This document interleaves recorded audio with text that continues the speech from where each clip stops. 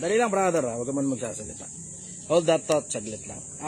Mag-ano lang ako, magsiset up lang ako ng Facebook, na makapag-live din ako sa Facebook. At saka sa YouTube. Wait lang. Dali lang. YouTube, eto na. Not for kids. Not for kids ito. Not for kids. Go live. Para sa mga matatanda ito eh. Okay, good morning, brother. Taga-sang ka?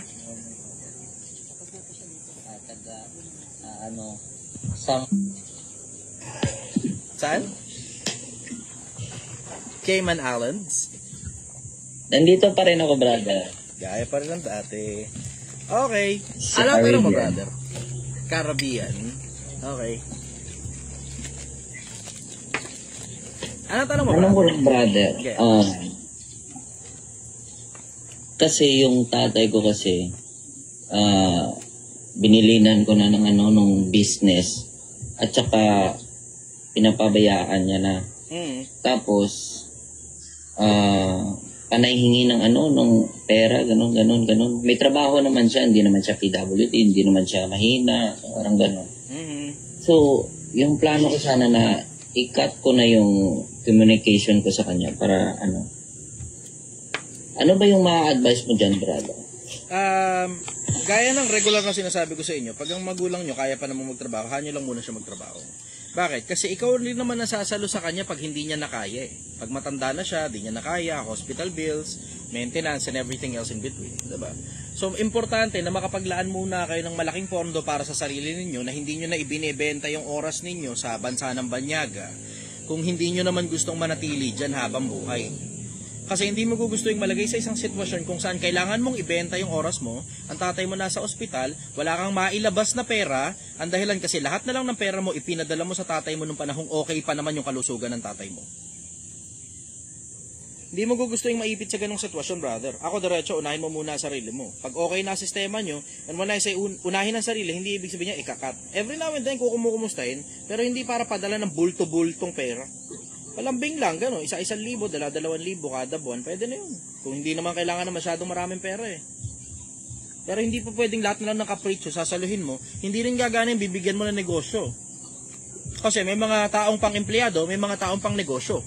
Kung kumikita sila ng sarili nilang pera sa pag-i-empleyado, malabo yan na makapag-transition sila mula sa kumikita sila ng sariling pera sa pagiging empleyado, papunta sa pagnenegosyo nang wala silang proper setup.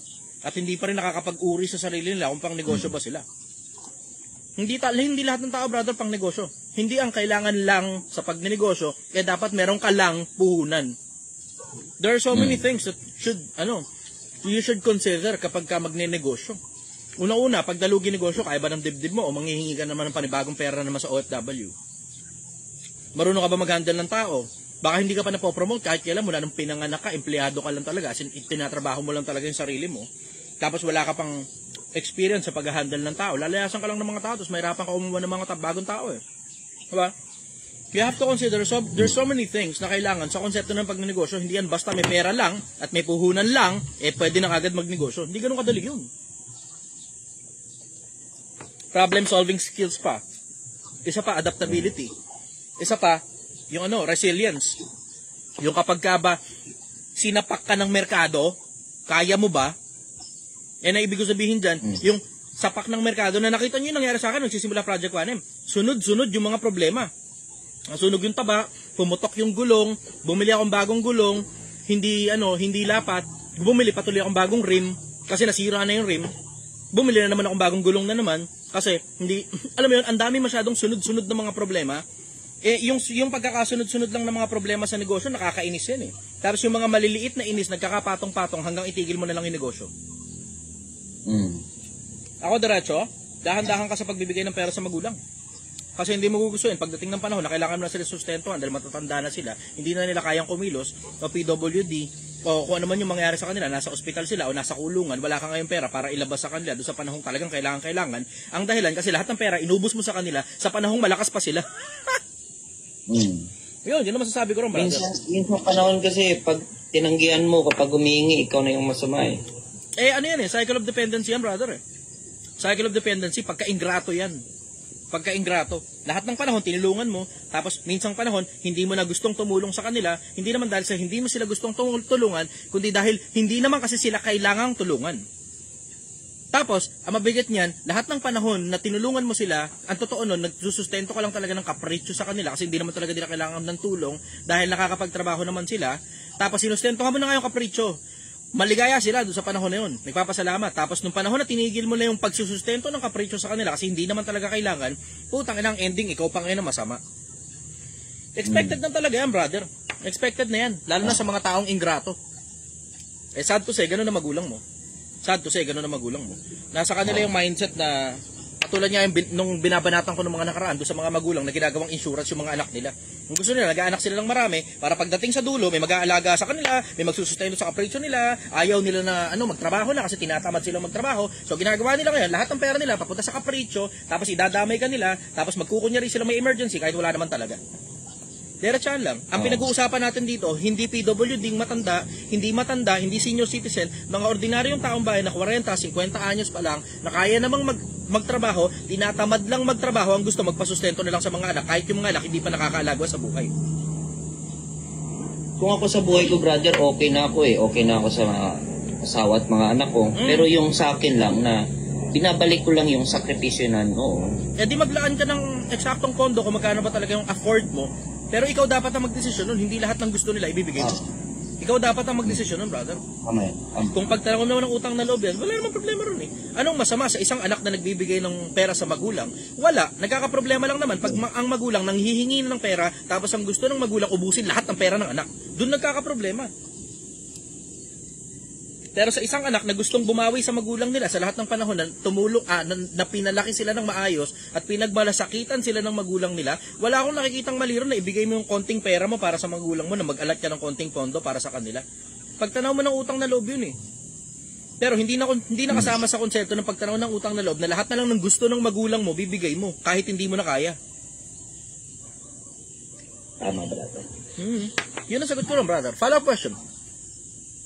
Wala na, brother. Yan lang. Overall, Sige. brother, ikaw lang ang maglalaan ng pondo. Kung magkano yung afford mo, ikaw dapat ang magdidesisyon at hindi ang magulang mo ang magdidesisyon kung paano may bibigay sa kanila yung pera. Kung magkano bibigay mong pera. Sige, brother. Salamat sa oras. Okay. Thank you very much, brother. Bye-bye. Salamat. Okay, next time.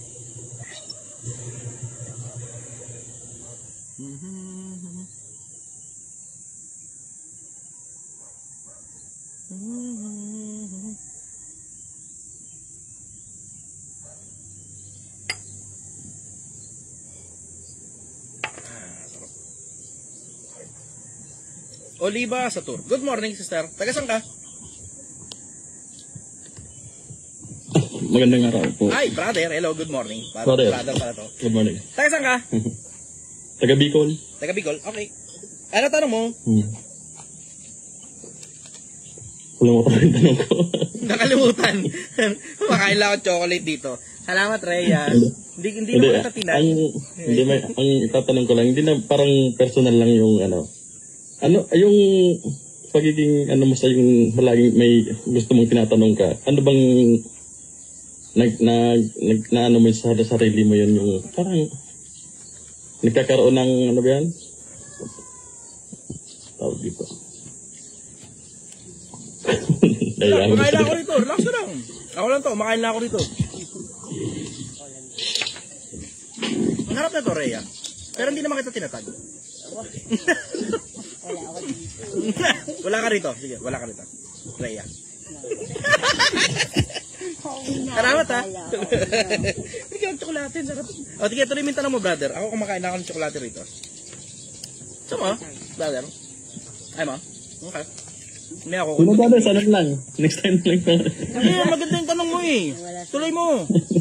Hindi. Ano ko lang kasi yung parang itatanong ko lang. Ano ba yung siyempre marami may nagtatanong sa'yo. Ano bang nakukuha mo sa mga payo mo or ano bang pansariling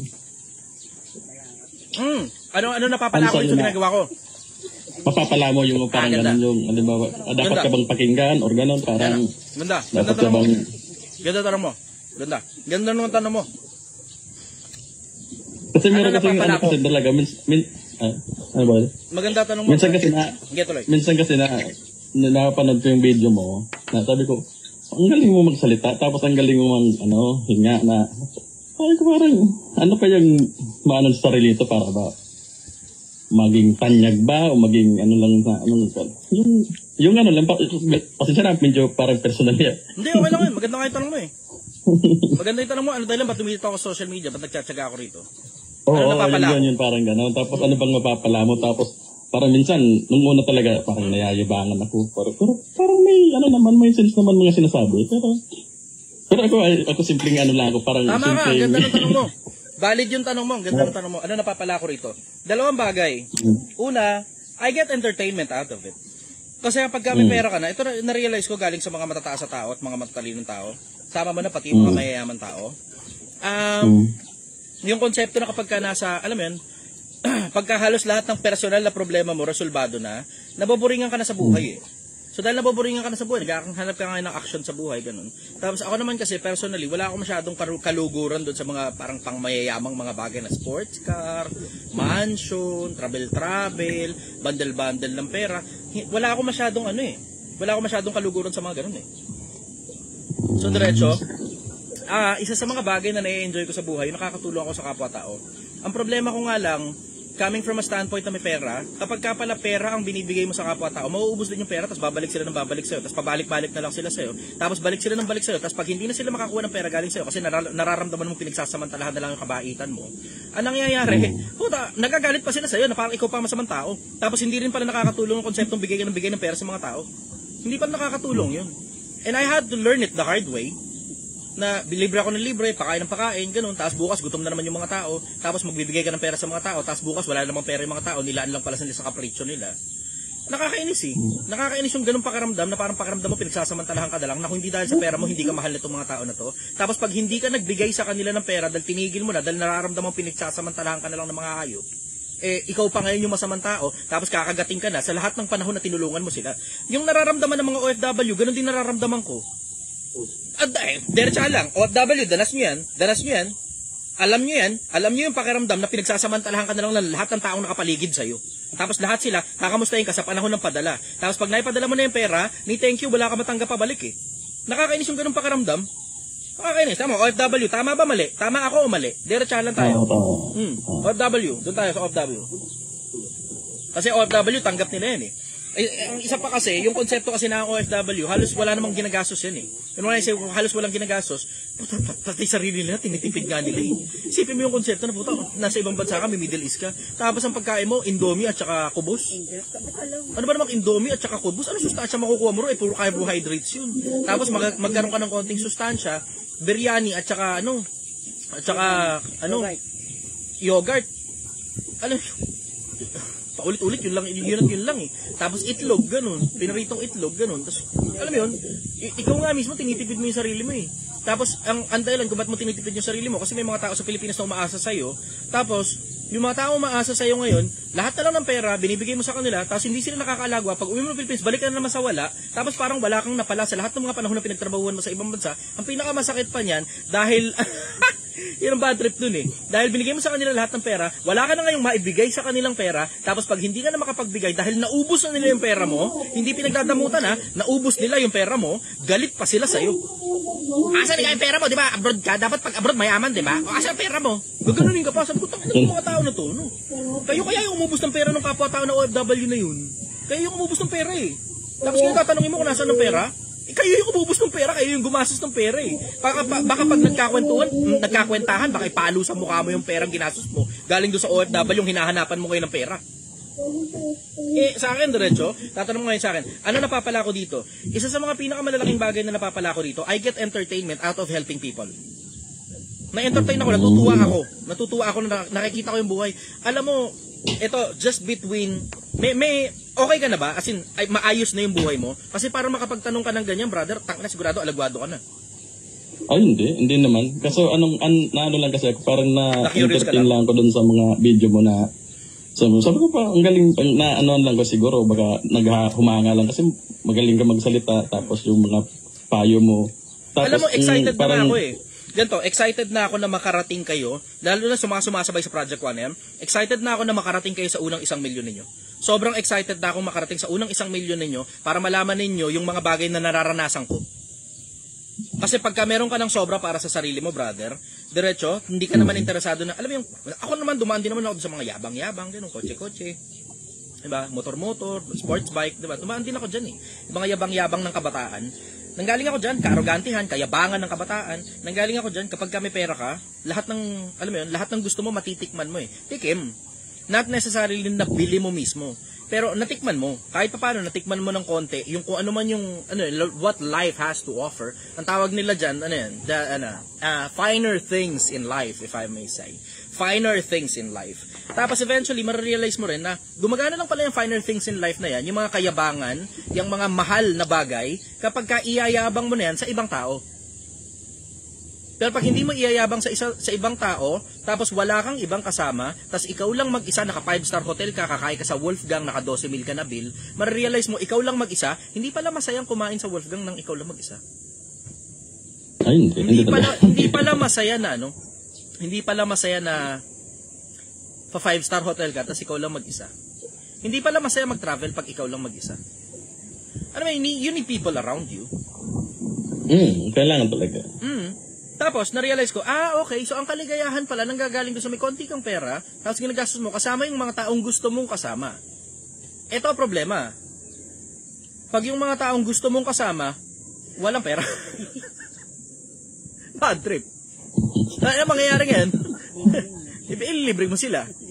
Ibibili mo. Okay, maligaya ka, happy ka. Okay, good, maligaya ako para sa'yo. Ito ang problema. Pag yung mga walang pera na yon, hindi mo naman anak, hindi mo asawa. Tapos nagsisimula na silang manghingi ng pera. Nakakainis yun. Nakakainis na yun. Tapos, ang mas nakakainis pa doon, yung pag hindi ka nagbigay, nagagalit na sila. Mas nakakainis yun. Mas nakakainis yung ganung pakiramdam.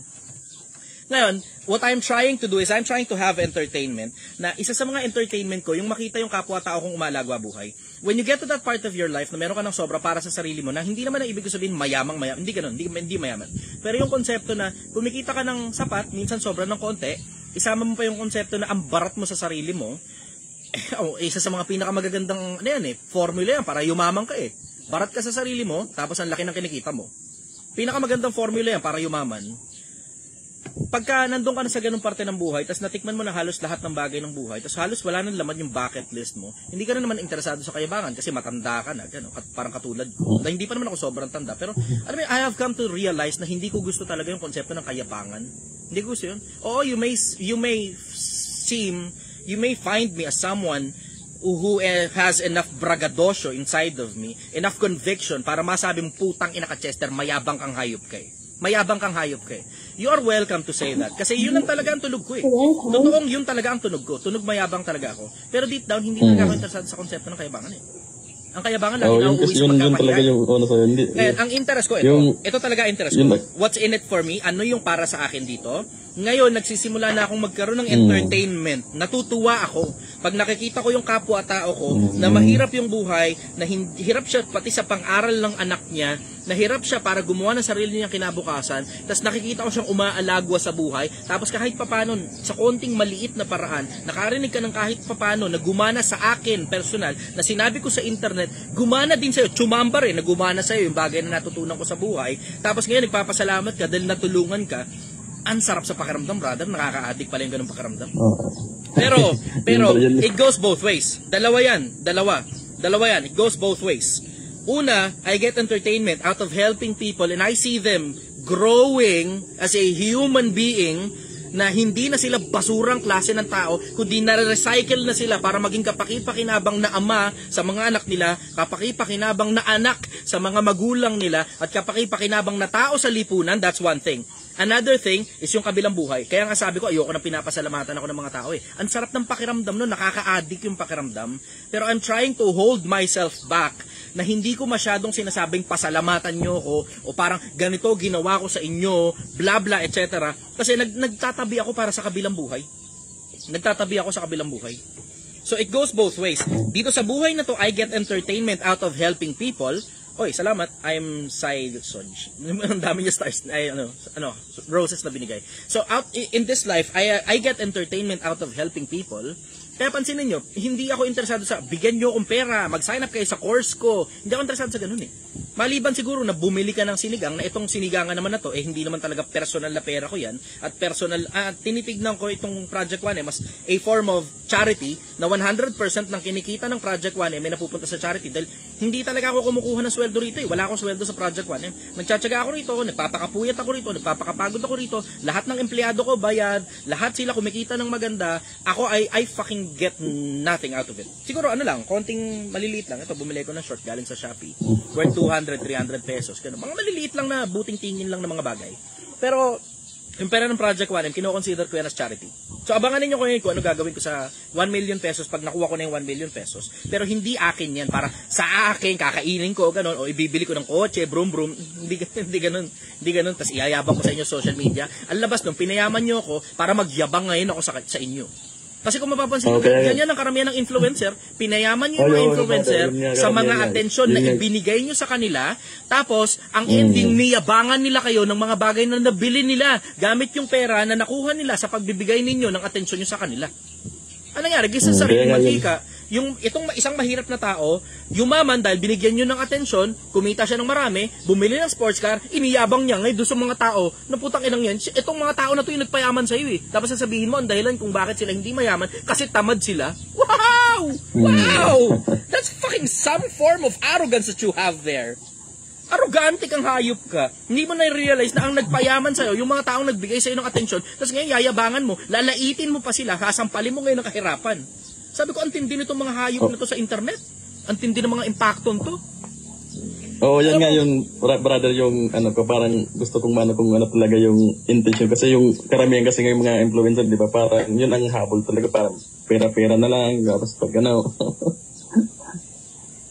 Diretso karamihan ng mga influencer, pera-pera lang talaga. May masama ba ron? Siguro wala, kasi consider yan na hanap buhay. Pero pag niyayabangan mo na yung audience mo, tapos nagpapanggap kang ini-inspire mo sila, ibang usapan yun. Sa pera. Kaso yun lang, pag yun na, parang, di ba, sabi niya, yung parang, pag puro pera talaga yung nasa laman ng utak mo, parang mahirap na rin yata. Tapos ang bad trip pa doon, yung konsepto kasi na niyayabangan nila yung audience sila nung pera na nakuha nila dahil lang sa binigay na atensyon ng mga tao sa kanila. Puta, ginisa mo sa sariling mantika yung audience mo. Ito pa mas malala. Nag-promote ka ng sugal sa mga audience mo na pinilit kang, umangat sa social media. Yung mga tao nagpangat sa'yo sa social media. Tapos, pinromotan mo ng politiko, pinromotan mo ng sugal, pinromotan mo ng vape, pinromotan mo ng bisyo, tinulak mo ngayon sa bangin yung audience mo. Yung mga tao na yun yung nag-angat sa'yo para mapunta ka sa isang posisyon sa buhay na may sinasabi ka na eh. May kinikita kang malaki. Tapos yung mga parehas na tao na yun, pinromotan mo ng sugal, pinromotan mo ng bisyo, edi parang ang labas ngayon, tinulak mo sa bangin yung parehas na audience na yun. Kawawa naman yung mga tao. Diba? Pero walang nag-iisip ng ganyan eh. Tataka ako, ba't hindi naiisip yan ng mga influencer eh. Na ang nagpaangat sa inyo, yun na namamangha ako eh. Tinan mo, may mga ibang mga gamer sa social media. Gamer so ibig sabihin, naglalaro sila, nag-i-stream sila ng mga games. Ang target audience nila, mga bata. Target audience nila mga bata, pinapakita nila, laro silang games, gano'n. Yung mga bata naman, gagayahin yung build nila, gano'n, yung strategies nila sa games. Nakakatuwa yun, nakakatuwa. Pero ang hindi nakakatuwa, yung bigla na lang, naglalaro ka ng games, ang audience mo, puro mga bata, tapos may content, nagpo-promote ka ng sugal, sino audience mo? Yung mga bata. Sino ngayon na nagsusugal? Yung mga bata.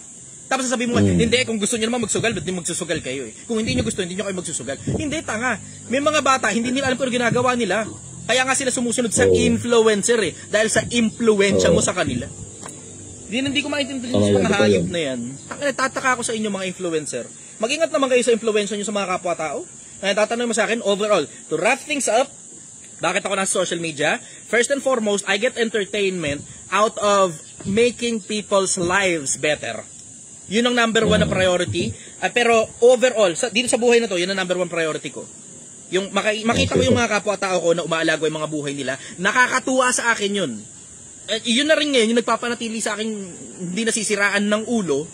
Kasi nakakasira kaya ng ulo na hindi mo alam kung ano ginagawa mo rito sa buhay na to. Tapos meron ka na ng lahat ng perang gusto mo. Natikman mo rin halos lahat ng bagay na nai-offer ng buhay na to. Bored na ako rito. Kabisado ko na tong mga pinakamalalaking bagay ng buhay eh.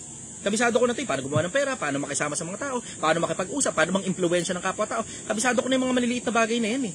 Siguro yung detalye, pwede mo sabihin, hindi mo naman lahat ng bagay. Hindi talaga lahat ng bagay alam ko. Pero kahit pa paano, yung mga bagay na kailangan ko sa buhay na to, para umalagwa ang sarili kong buhay, kabisado ko na. Kabisado ko na ng buhay na to. Ngayon, yung pagkakakabisa ko sa buhay na to, na-realize ko, tangin ang dami palang tao, hindi nila alam ang ginagawa nila. Halika, tutulungan kita. Ito, konting alam ko, ito, naintindihan ko tungkol sa paggawa ng pera. Paano maging mayaman? Pag ito yung kinikita mo, ito yung ginagastos mo, ito ang tawag dito, ipon. Bilang kailang panahon, yayaman ka, dadaming ipon mo. Pero pag binaliktad mo yan, katulad ng ginagawa ng marami, ito yung ginagastos nila, ito yung kinikita nila, ang tawag dito, utang. Pag dinamihan mo utang mo, magtatago ka na, tapos papalitan mo yung pangalan mo, gagawin mong fake account, tapos gagawa ka pa ng Japan na pangalan, o tawag ito? Arabic na pangalan kasi may mga tinatakbuhan kang utang. Ang daming ganyan Arabic yung pangalan. Matataka ka, ang pangalan mo Joshua Syrianaco, ganun, apelyido mo. Tapos biglang bukas makalawa, iba na ngayon, Arabic yung pangalan. Tapos malalaman, babalitaan mo lang galing sa mga tropa, kaya pala nagpalit ng pangalan para hindi siya ma-search. Kasi ang dami niya pala tinatakbuhan utang. Pag ibang sulat na ibang Japan, ganun din. Japan. Japan yung kasi pala marami palang tinatakbuhan na utang.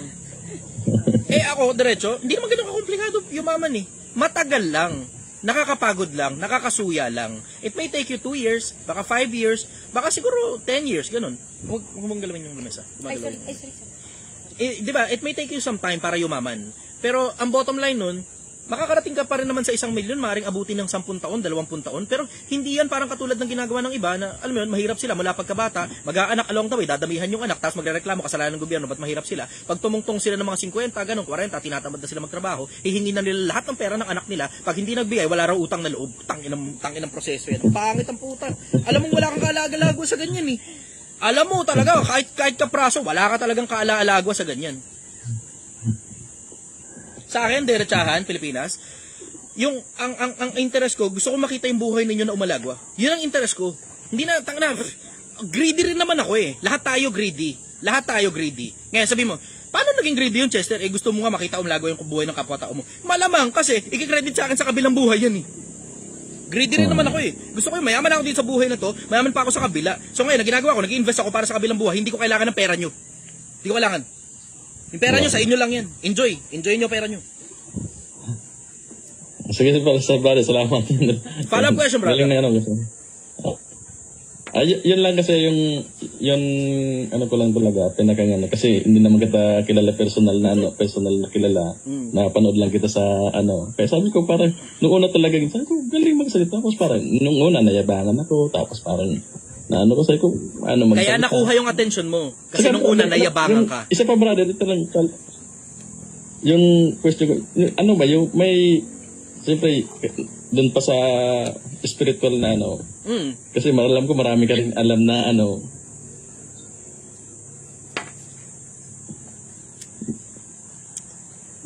Sige, tuloy brother, go.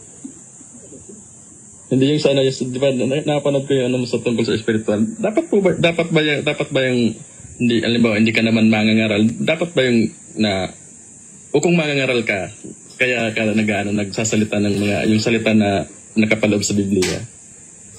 Hindi ako mangangaral. Sabi mo, gano'n, bla bla, may sinasabi ka tungkol sa Biblia. Nagbabasa lang ako ng Biblia. So, pag nagtanong ka sa akin, wala, katulad lang din ng, kalibawa, ako nagtanong sa'yo, tapos alam mo yung John 3:16. Di syempre, di ba, gano'n. Alam mo yun di sasabihin mo sa akin kung ano laman ng John 3:16. Gano'n lang. Hindi ako mangangaral. Huwag nyo mapagkakaroon. Hindi ako mangangaral. Ako'y nagbabasa ng Biblia, ako'y nagbabasa ng Quran. Tapos yung mga bagay na nabasa ko, tanongin nyo ako, baka meron akong alam. Pag hindi ko alam, diretso lang sasabihin ko sa'yo, hindi ko alam yan. Diretso lang, hindi ko alam. Alam mo, for the longest time, sa tagal ng mga tao nakikinig sa akin, ang dami ko ng mga tanong na hindi ko talaga masagot Ang dami nang nag-come across ng mga tanong na hindi ko masagot. Ang majority nga lang ng mga tanong nasasagot ko. Bakit? Kasi situational. Isa sa mga strengths ko yan. Situational. Yung mga tanong na, ano bang gagawin ko kapag ganito yung anak ko? Ano bang gagawin ko kapag ganito yung asawa ko? Ano bang gagawin ko pag ang employer ko ganito? O ang empleyado ko ganyan? O ang negosyo ko nagkakaproblema ng ganito? O yung mga bagay na nangyayari sa ganito, magkakaganyan? O yung ganito, alam mo, yung mga situational, okay tayo ron, ayos tayo ron. Yung mga bagay na may kinalaman sa Biblia, o konting bagay tungkol sa Quran, baka masagot kita dyan kapag alam ko yung talata. Pero pag wala akong alam na talata, ano naman isasagot ko sa'yo? Aaminin ko lang sa'yo, hindi ko alam yan. Hindi ko alam. Ganun lang. Diretsahan lang. Hindi ako para magdunong-dunungan lahat na lang ng tanong na sasagot. Hindi ganun. Hindi ganun. Hindi ganun. Hindi ako interesado sa kayabangan na sumasagot ako ng kaarugantehan ng mga bagay na hindi ko naman naiintindihan. Pag hindi ko naiintindihan, sasabihin ko lang sa'yo, ito yung konting nalalaman ko tungkol sa ganyang bagay, ito lang yung maisasagot ko sa'yo. O completely sasabihin ko sa'yo, hindi ko talaga alam yan, re-research ko muna, assignment ko sa'yo. Ganun. Diretsahan lang. Yun yung sinasabi ko eh. Alam mo, Pilipinas, makikiusap ako sa inyo, lalo na sa mga mayayaman at sa mga matatalinong tao. Kung maaari, masarap na kasi yung buhay ninyo. Baka pwede makapakiusap ako sa inyo, magbukas kayo ng ganitong programa kaparehas nung sa akin. Kopyahin nyo na lang, hindi ako magagalit, baka tulungan pa kita. Baka ako pa gumastos ng videographer mo o ng editor mo, tutulungan na lang kita. Pero kailangan ng mga tao yung tulong ninyo. Kayong mga mayayaman, ang kailangan ng mga tao, yung taba ng utak ninyo kung paano nyo nagawa yung pera ninyo. Hindi yung pera mo, papamigay mo, tas bukas wala na naman pera kapwa mo. Magpapakain ka ng kapwa-tao mo, bukas gutom na naman ng kapwa-tao mo. Bigyan nyo ng oras na makatulong kayo sa kapwa-tao na yung taba ng utak nyo, ilabas nyo, kayo ang kailangan. Hindi ang mga putang inang yayabang-yabang sa social media, mga scammer.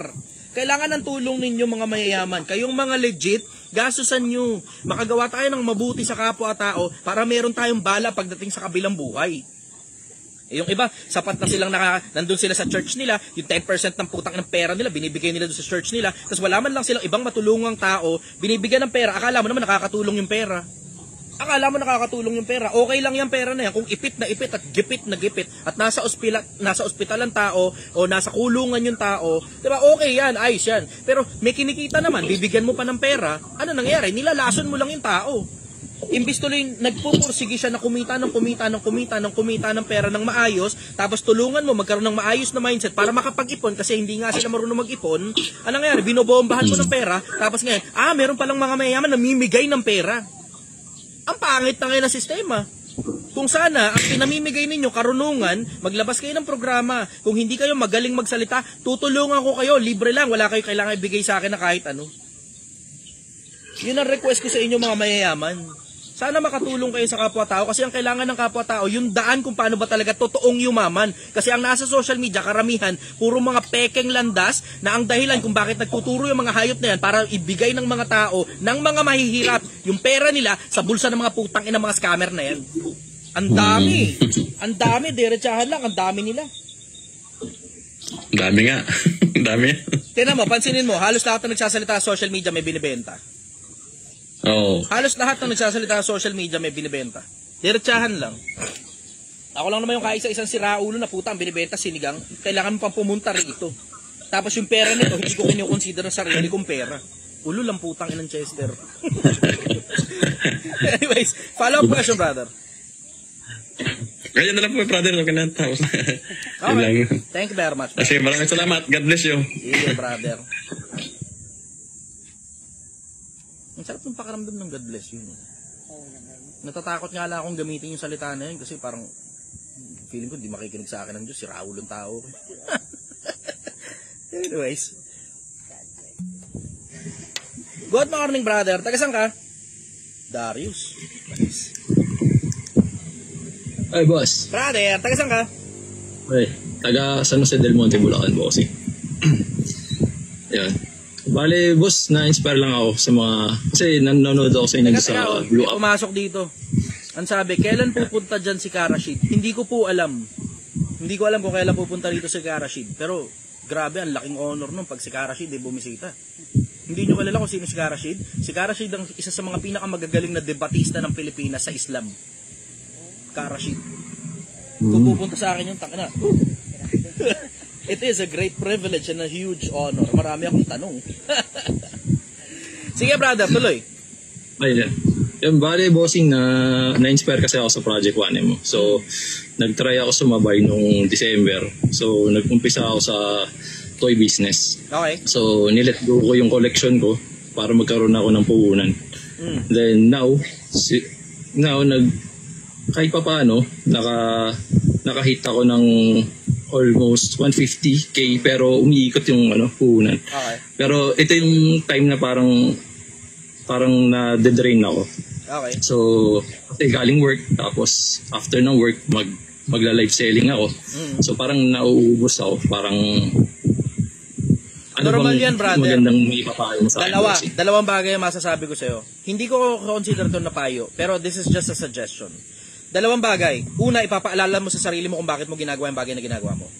Matulog ka ng sapat, tapos ipaalala mo regular sa sarili mo kung bakit mo ginagawa yung bagay na ginagawa mo.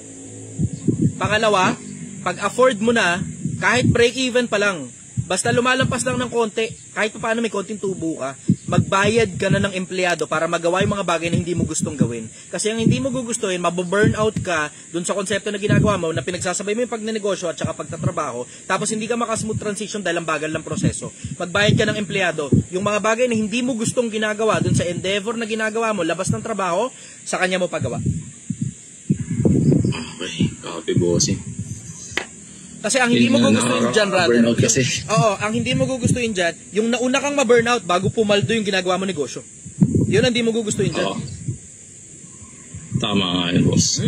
Kasi sigurado yun, surefire yun. Titigil ka, tapos pagtigil mo, makakuha ka ng sapat na tulog. Makakuha ka ng sapat na pahinga. Pero hindi ka na makakali sa pagka-empleyado habang buhay.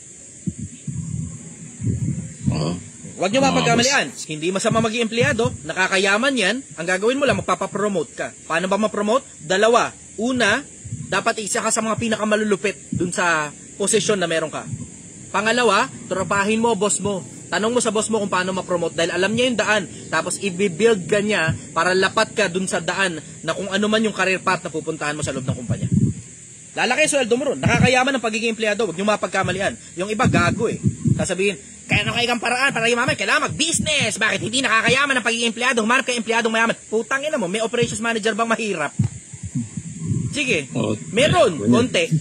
May vice president ba ng kumpanya mahirap? Meron, konti. May CEO ba? Oo, empleyado rin yung iba CEO na mahirap? Oo, konti. May piloto bang mahirap? Oo, meron, konti. Mas marami sa kanila mayaman. Pakyo kayo mga putang ina nyo. Anyways, follow-up question, brother. Yun lang, bossing. Maraming salamat sa time mo. So, God bless, bossing. Salamat ng marami. Thank you very much.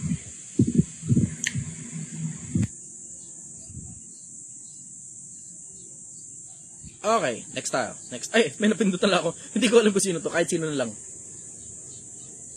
Nanay TikTokers. Kasi binabasa ko sana muna yung pangalan eh. Nanay TikTokers.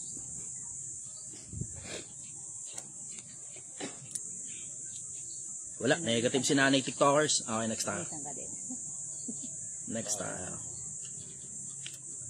Kevin.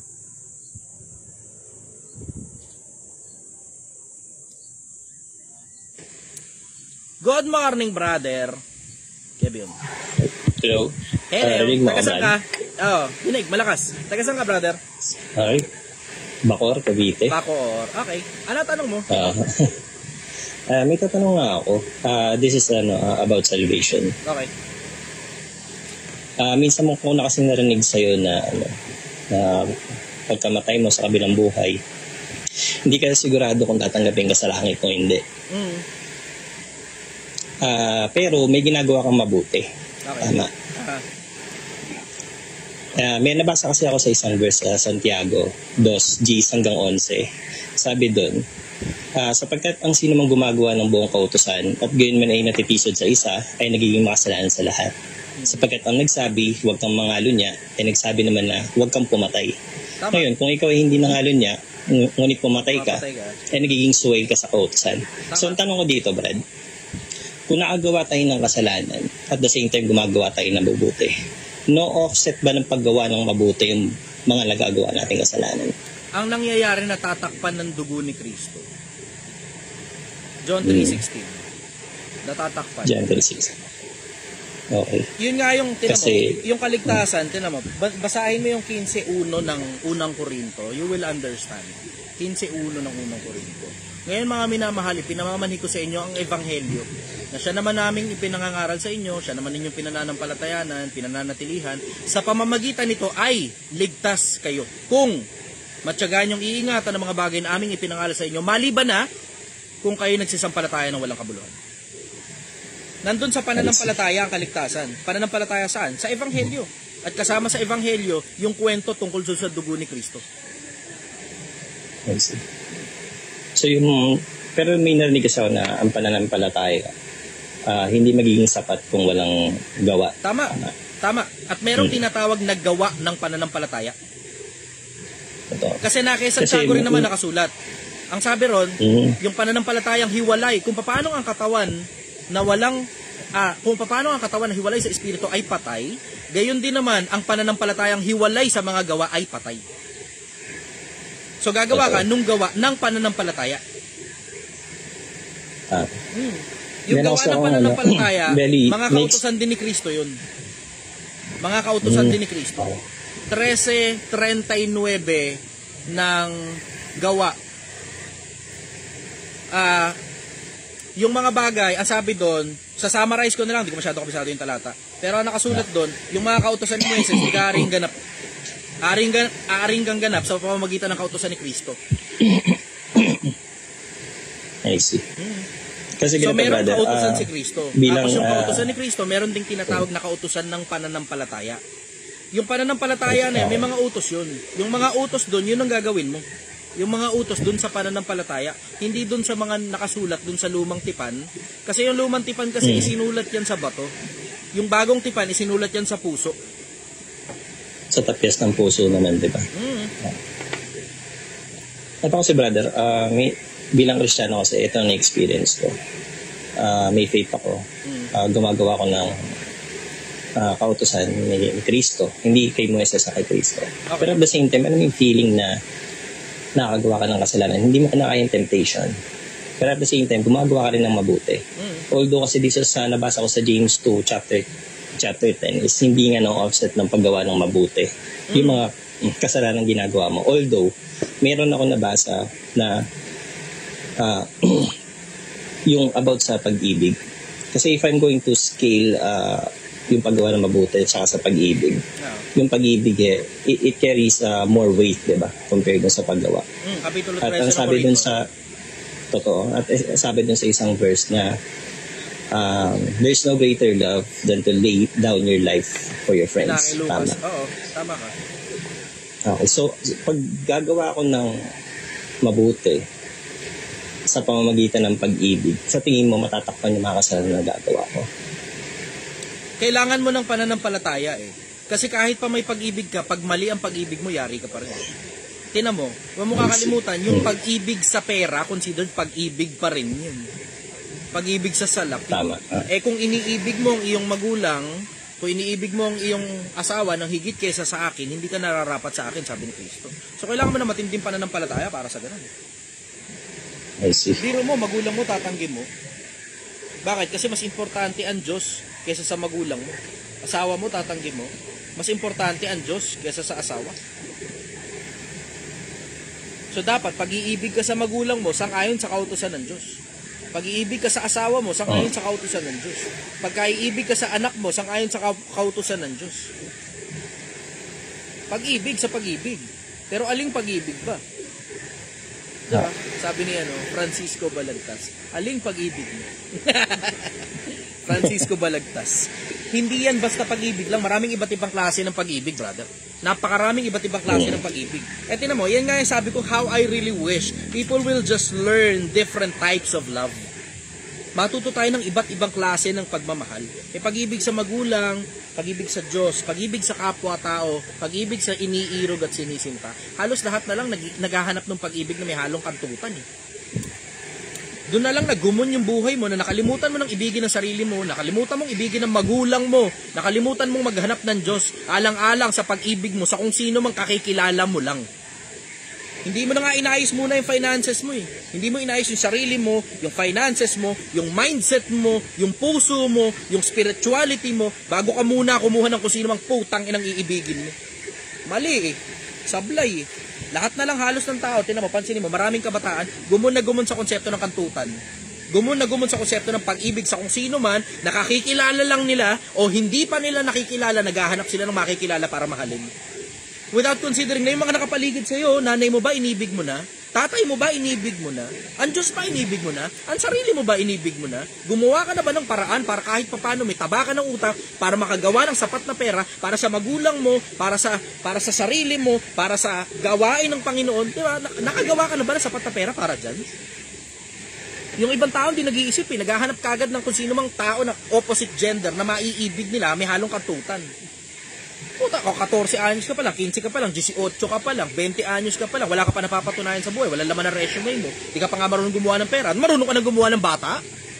Tapos pagkatapos aasa mo sa magulang mo yung bata, tibay naman ang mukha mo. Tibay naman ang mukha mo, Brad. Ang mas malupit dyan, tinatakbuhan yung responsibilidad. Putang tibay nun, no? Tatakbuhan mo yung responsibilidad. May mas mabigat pa dyan. Puta yung responsibilidad, tinakbuhan mo na nga, isinaksak mo muna sa magulang mo bago ka tumakbo. Ang ina, hindi na natapos yung magulang mo ng kaalaga ng bata. Hindi naman niya anak yun, sasaksak mo sa kanya. Kapag pahingay mo naman ng magulang mo, huy, kakaalaga ng bata, antibay nyo naman. Marunong kang gumawa ng bata, di ka marunong gumawa ng pera, tang ina ka. Tapos, yung mga yung mga kupal na yan, marunong gumawa ng bata, di marunong gumawa ng pera, gagawa pa ng fake account yan, tapos mambabash sa akin. O sasabihin ko lang sa'yo, simple, fuck you, habang buhay ka ganyan, gago ka. Ganun lang kasimple yun. Napakabobo ng mga ganun eh. Tanga talaga ako, bobo talaga ako doon sa mga putang inang naghahanap ng pag-ibig. Kahit wala pa silang kapera-pera, ni napkin nga ng putang inang jowa mo, hindi mo mabilhan eh. Hindi naman nandidiri sa sarili mo, napkin ng jowa mo, iniasa mo sa magulang mo. Diba? Pandaya per ng anak mo, inaasa mo sa magulang mo. Di ka pa nahiya niyan, tangina ka. Marunong ka gumawa ng bata, di ka marunong gumawa ng pera. Anyways, follow-up question, brother. Galing, brother. Totoo yan. Maraming ganyan sa mga, lalo sa mga kabataan yan. Ito lang last follow-up question kasi galing pala ako dun sa kay Comicsman sa podcast nila. Napansin din kita dun.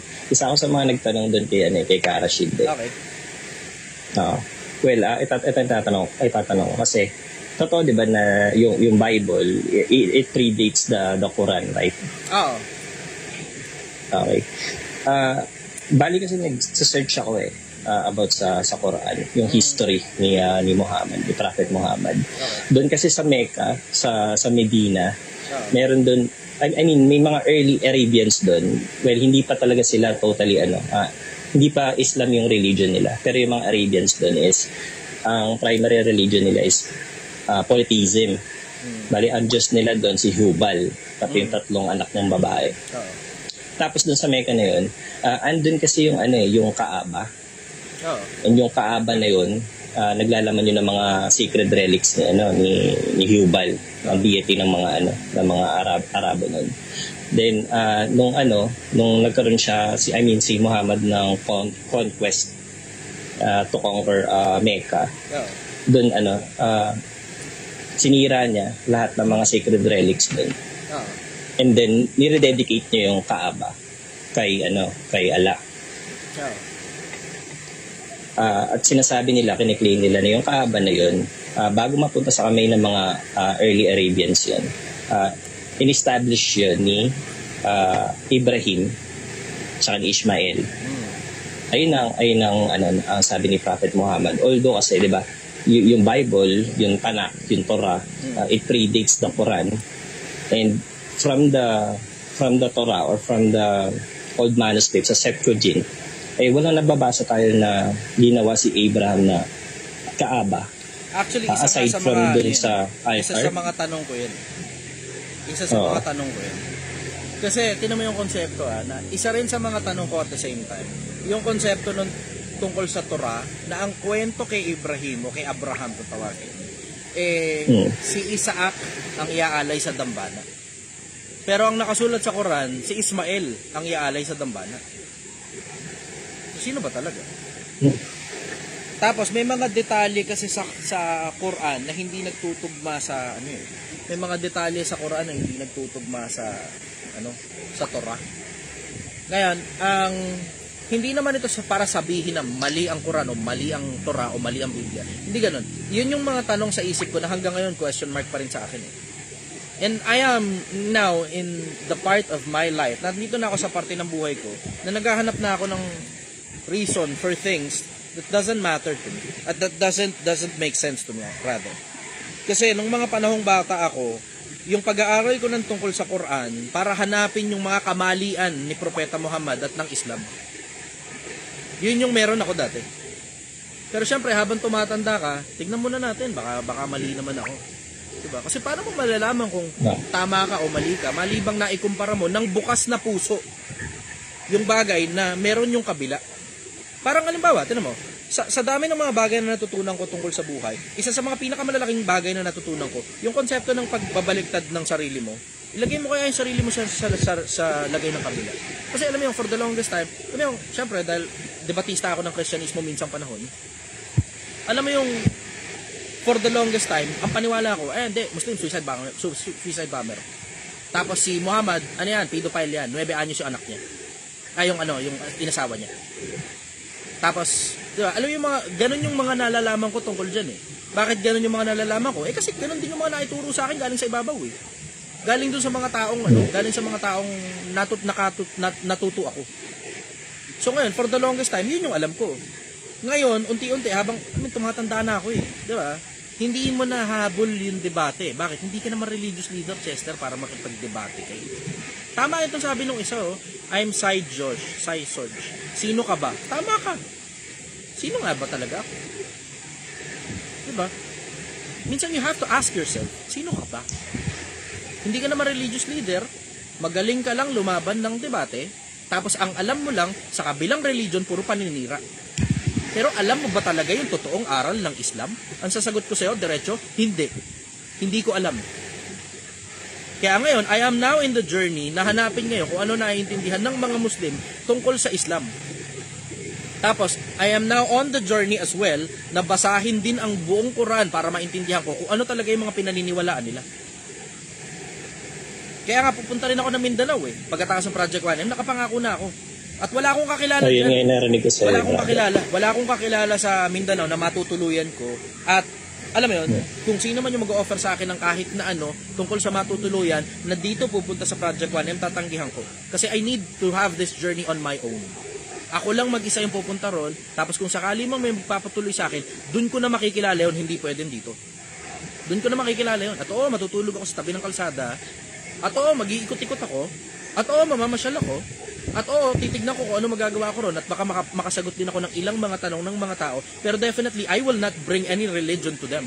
Hindi ako magdadala ng religion dun sa Mindanao. So wag niyong mapagkamalian, hindi ako nandyan para mangaral ng Kristyanismo o ng kahit na ano pang religion. Andyan ako, pupunta ako dyan para matuto. Yun ang gagawin ko. Pupunta ako dyan para matuto. Tapos, baka siguro kung may tatanong kayo sa akin tungkol sa usaping negosyo, o tungkol sa usaping pagkikita ng pera, pagiging empleyado, o tungkol sa buhay ng magulang, ng anak, o ng general matters of life, yan baka pwede masagot ko pa kayo. Pero hindi para magdala ko ng kahit na anong ibang religion sa inyo, kasi nga nandyan nga ako para matuto ng religion nyo. Ganun yung konsepto. So yun ang gagawin ko ngayon dun. Marami akong tanong, brother, and I have the same question as you. Wala akong nabasa sa Torah tungkol sa Kaaba. Diretso, wala akong nabasa sa Torah tungkol sa Kaaba. So hindi ko alam kung saan nakuha ng propeta Muhammad na merong Kaaba na binanggit ang propeta Ibrahim. Hindi ko alam kung saan niya nakuha 'yun. Baka I may be wrong, baka ibinabayan sa kanya nung anghel na nakausap niya. Hindi ko alam.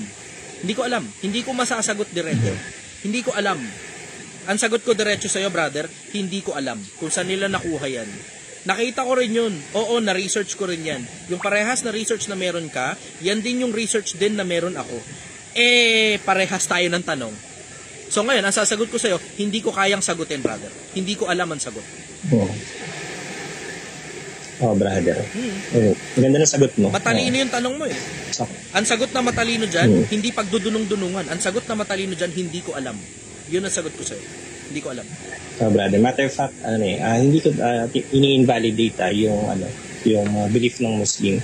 Hindi ako gumagawa ng any arguments. It's just that, kasi ako nag-search din ako And in the past, I even question yung belief ng Christianity Ako rin nagtatanong din ako tungkol sa Christianity Diba? Ang dami ko rin question sa isip ko, brother. Kasi pansinin mo, ang Christianismo in general, wasak-wasak yung mga religion nila Pansinin mo, ang daming iba't ibang religion na sila rin naglalaban-laban. Ang Islam, ganun din. Pero konti lang yung faction nila. Sunna, at saka, Shia, at saka, Sunni. Dalawa lang. Tapos meron pang isa pa na halos hindi nakilala. Konti lang, hindi masyadong marami. Yung mga kaibigan, yung mga pinangaralan lang ni Propeta Muhammad, at saka yung mga kamag-anak ni Propeta Muhammad. Dalawa ngayon yung nagbabanggaan. Pero bukod Pero doon, Brad, may isang piraso pa do you lang, see, hindi ano, naman masyadong maliit na do you see the masyadong- complexity between the scripture, I mean the holy scripture and yung Quran? 'Di ba? Medyo mas may complexity yung para sa akin yung compilation ng Bible kumpara sa Quran. Although yung Quran, 'di ba, isa sa meaning ng Quran is recitation. Tapos as far as I remember, pangalawa sa naging caliphate nila si Uthman. Siya yung nag-standardize ng 'di ba? ng Quran. Parang pinasunog niya yung mga ibang isinulat. Pero yung yung isa pa si Abu Bakar. Hindi ako nagkakamali. Kasi Abu Bakar yung sumunod Oo. Tapos ito ang pa isang balita ko, brother. ipinakita nila yan sa maraming iba't ibang mga tao para sangayunan ng mga actual na nakarinig kay Propeta Muhammad na nagsalita. Oo. 4 daw Pero sila, totoo din 4 ba sila. na, O yun nga yung balita ko, 4 daw sila. Tapos totoo din ba na merong mga may na authentication group pa na of ginagawa. individuals? Ano na?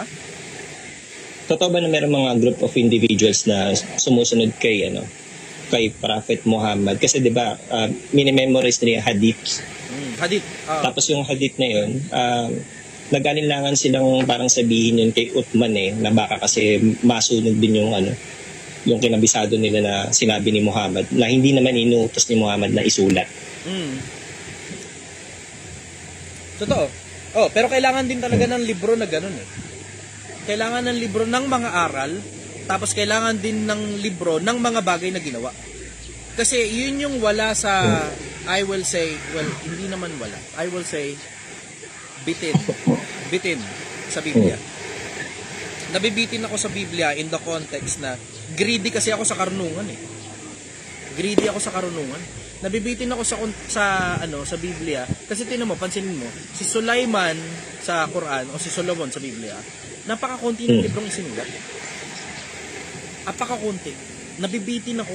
Ilang piraso lang yung isinulat niya. Tapos marami na ngayong librong isinulat tungkol kay Solomon na hindi si Solomon na sumulat, hindi mo sigurado ang authenticity niyan. Katulad nung tungkol sa pagkukulong ng mga demonyo at ng kung ano-ano pang mga bagay na may kinalaman sa espiritualismo. Diba? Excited na akong malaman yung tungkol sa karunungan niya, tungkol sa mga ganung bagay kasi hindi ako naniniwalang ito lang ang itsura ng mundo. Hindi ako naniniwalang ito lang ang itsura ng mundo, na ito itsura ng katawan ng tao, ito itsura ng lamesa, ito itsura ng paligid. Hindi ako naniniwalang ganyan lang itsura ng mundo. Mismong MIT nga nagsasabi, there's 50% chance na simulation lang lahat ng bagay na to. Kasi saan napupunta yung mga patay pagkatapos mamatay? Diba, third law of energy ni Newton, energy cannot be destroyed, it just transmutes from one form to another. Ang weirdo na pag namatay ang katawan, humihiwalay yung buhay. Saan napupunta yung buhay? Hindi natin alam. Hindi natin alam kung saan napupunta buhay. Tapos hindi ko rin alam dun sa components ng pagiging tao, yung consciousness, yung memory, at maraming iba't iba pang mga bagay na nakikipag-usap sa'yo bilang tao. Hindi ko alam kung kasama ba ng buhay yon na isang kumpol ngayon na humihiwalay sa katawan at katawan lang talaga yung nahihiwalay. Tapos yung isang kumpol na yon, nakasama ron ng memorya ng tao, kasama ron yung mga experiences, yung mga ginawa, etc. Lahat na, pati yung consciousness, kasama pati konsensya, magkakasama dun sa buhay para humiwalay siya o kumakalat yung mga yun. Kasi hindi mo pwedeng i-menos yan. Hindi mo pwedeng i-menos yung konsepto na meron tayong konsensya na nakikipag-usap sa atin pag mali ginagawa mo. Meron din tayong memorya na easily accessible sa atin pag maganda ang memorya mo, pero pag pangit ang memorya mo, nawawala. Pero merong mga kaso na natatabunan lang sandaling panahon. Kasi merong mga shock na nangyayari na nakalimutan mo yon, tapos pag natanggal yung pagiging shock mo, naaalala mo na kung anong detalye nung nangyari. So ibig sabihin, there's temporary memory loss. Diba? Merong temporary memory loss. Hindi ko alam kung magkakasama ba yung mga yan kapag ka umaalis sa buhay, kasi hindi mo rin pwedeng sabihin na ang isip galing lang sa utak alone. There is something called muscle memory. At merong mga bagay na nag-e-exist sa mundo na may buhay pero walang utak. May buhay pero walang utak. Yung single-celled plants and organisms, 'di ba? Isama mo na pati puno, isama mo na pati jellyfish, isama mo na pati starfish, at maraming iba't iba pang bagay na nag-e-exist sa mundo na walang utak. Pero meron silang instinct. Saan ngayon galing ang instinct? Ang hirap naman sabihin sa evolution galing ang instinct. Di ba? Ngayon, naintindihan ko ngayon yung konsepto na meron palang iba't ibang components ng buhay. At ang buhay, hindi ko alam kung if it is just meant to survive or to thrive. Hindi ko alam. Yun yung dahilan kung ba't nagmamadali na ako makarating sa kabilang buhay. Excited na ako makita yung kabilang buhay. Kasi dito sa buhay na to, kabisado ko na halos lahat ng mga pinakamalalaking bagay ng buhay. Yung mga basic principle dito. Ang gusto ko makita yung kabila. Ano mga challenges dyan? Ano mga problema dyan? Baka may mga problema dyan na mahihirapan ako and it will take me hundreds of years para ma-resolve. Sigurado ako mas mapapakinabangan ako ng Diyos sa kabilang buhay kaysa dito. Kung meron mang Diyos. Sigurado ako mapapakinabangan ako ng Diyos sa kabilang buhay kaysa dito. Kasi dito, kabisado ko na to eh. Okay na ako rito eh. Hanap ako ngayon ng problema na mahihirapan ako resolbahin. Okay na ako rito. Pero alam mo brother, matalinong tao ka. It is a privilege and an honor para makakausap ng katulad mo. Na meron kang tanong na na-throw on my end na hindi ko talaga alam ang sagot. Na-appreciate kita sobra. Thank you, brother. Follow-up question, brother. Follow-up question. Ito last na. Sige. Although ang ganda ng mga sinabi mo about sa buhay. Pero balik lang ako dun kay yung sa Islam. Medyo nagugulumihan din kasi ako eh. Pero nagiging question to. Pero again, dito sabi ini-invalidate yung Islam Pero ito kasi, malamang, nga sabi ko, kung sakali man, malamang si Karashid ang makakasagot niya. Kasi magaling na yun nga, si Karashid. Malupit ang research ni Karashid. Yun nga hiniling ko na sana magkaroon kayo ng podcast, magkakasama kayo nila Garawi, nila Karashid. Medyo mahirap. Masarap makinig sa mga ganun. Oo, medyo mahirap yun. Ang dahilan kasi, yung religion in general, it is my personal journey. Ang hindi ko gugustuhin ay yung konsepto na makapag-promote ako ng isang pirasong tao na affiliated sa isang religious organization, tapos mali pala yung religious organization na kinabibilangan niya. Tangina, damay-damay yun, brother. Malaki masyado ang platform ko, kinakabahan ako makapagpahamak ng buhay at kaluluwa ng kapwa-tao ko. Kaya nga tignan mo, pag tinatanong ako ng mga tao, anong religion mo, Chester? Ang sagot ko sa'yo, hindi ko pwedeng sagutin yan. Bakit? Influencer ako. Ma-influensyahan kita, tas mali pala yung paniniwala ko. Tangina, brad, durug ako sa kabilang buhay, ayoko. Takot ako. Ayoko, natatakot ako. Natatakot ako. Basta sa akin, ano nabasa mo, Chester? Ito, nabasa ko to. Saan yan? Sa Biblia. Saan yan? Sa Quran. Ito, basahin mo. Yung kuna yung nabasa ko, basahin mo. Yan din mababasa mo dyan. Parehas na tayo na nabasa. Pero para mag-promote ako ng isang religious organization, brother, natatakot ako. Natatakot ako. Konti lang yung takot ko rito sa buhay na to. Hindi ako takot na pumunta sa kabilang buhay. Hindi ako takot sa gulpihan. Suntukan, pamparagan ako. Maniwala ka sa akin, pamparagan ako. Hindi ako natatakot sa maraming bagay ng buhay. Pero sa sobrang konti ng takot ko, ang isa sa mga pinakamalalaking takot ko, yung makapagpahamak ako ng kaluluwa ng kapwa-tao ko, kasi pagsisisihan ko yan sa kabilang buhay. Pagsisisihan ko yan sa kabilang buhay. Ang problema niyan, pag sa kabilang buhay ka pa nagsisi, wala ka ng katawan para ipanggawa. Kung sakali man na kaya mo pang i-whitewash yung mga kasalanan mo, wala kang katawan na ipanggagawa. Katawan yung ginagamit natin eh. Para ang buhay makasurvive, kailangan mo ng katawan. Kasi energy yan. Yung energy halos walang kayang gawin, maliban na ikulong mo sa isang katawan. Ikukulong mo yung energy na yun sa loob ng isang katawan. Tapos yung katawan niya makakakilos ang ayon dun sa energy na nakalagay sa loob niya. Ganon yung konsepto eh. Pansinin mo, walang nag-e-exist na may buhay na walang katawan. Ako, pansin ko yun dito sa mundo sa mundo, pansin ko yun, wala tayong nakikita na bagay na may buhay na nag-e-exist na walang katawan. Maliban na spiritual being yan, pero yung spiritual being, kahit papano nilagay pa rin ng Diyos ng katawan yun, spirito nga lang. Yun ang napapansin ko eh. Tingnan mo, pansinin mo, maglakad ka dyan, wala kang makikita sa paligid mo, kahit isang oras ka, isang araw ka, isang taong kang maglakad sa isang lugar, na nag-e-exist na may buhay, pero walang katawan. Yung puno, may katawan. Yung mga ibon, yung mga hayop, yung tao, halos lahat na nag-e-exist na may buhay, may katawan. Diba?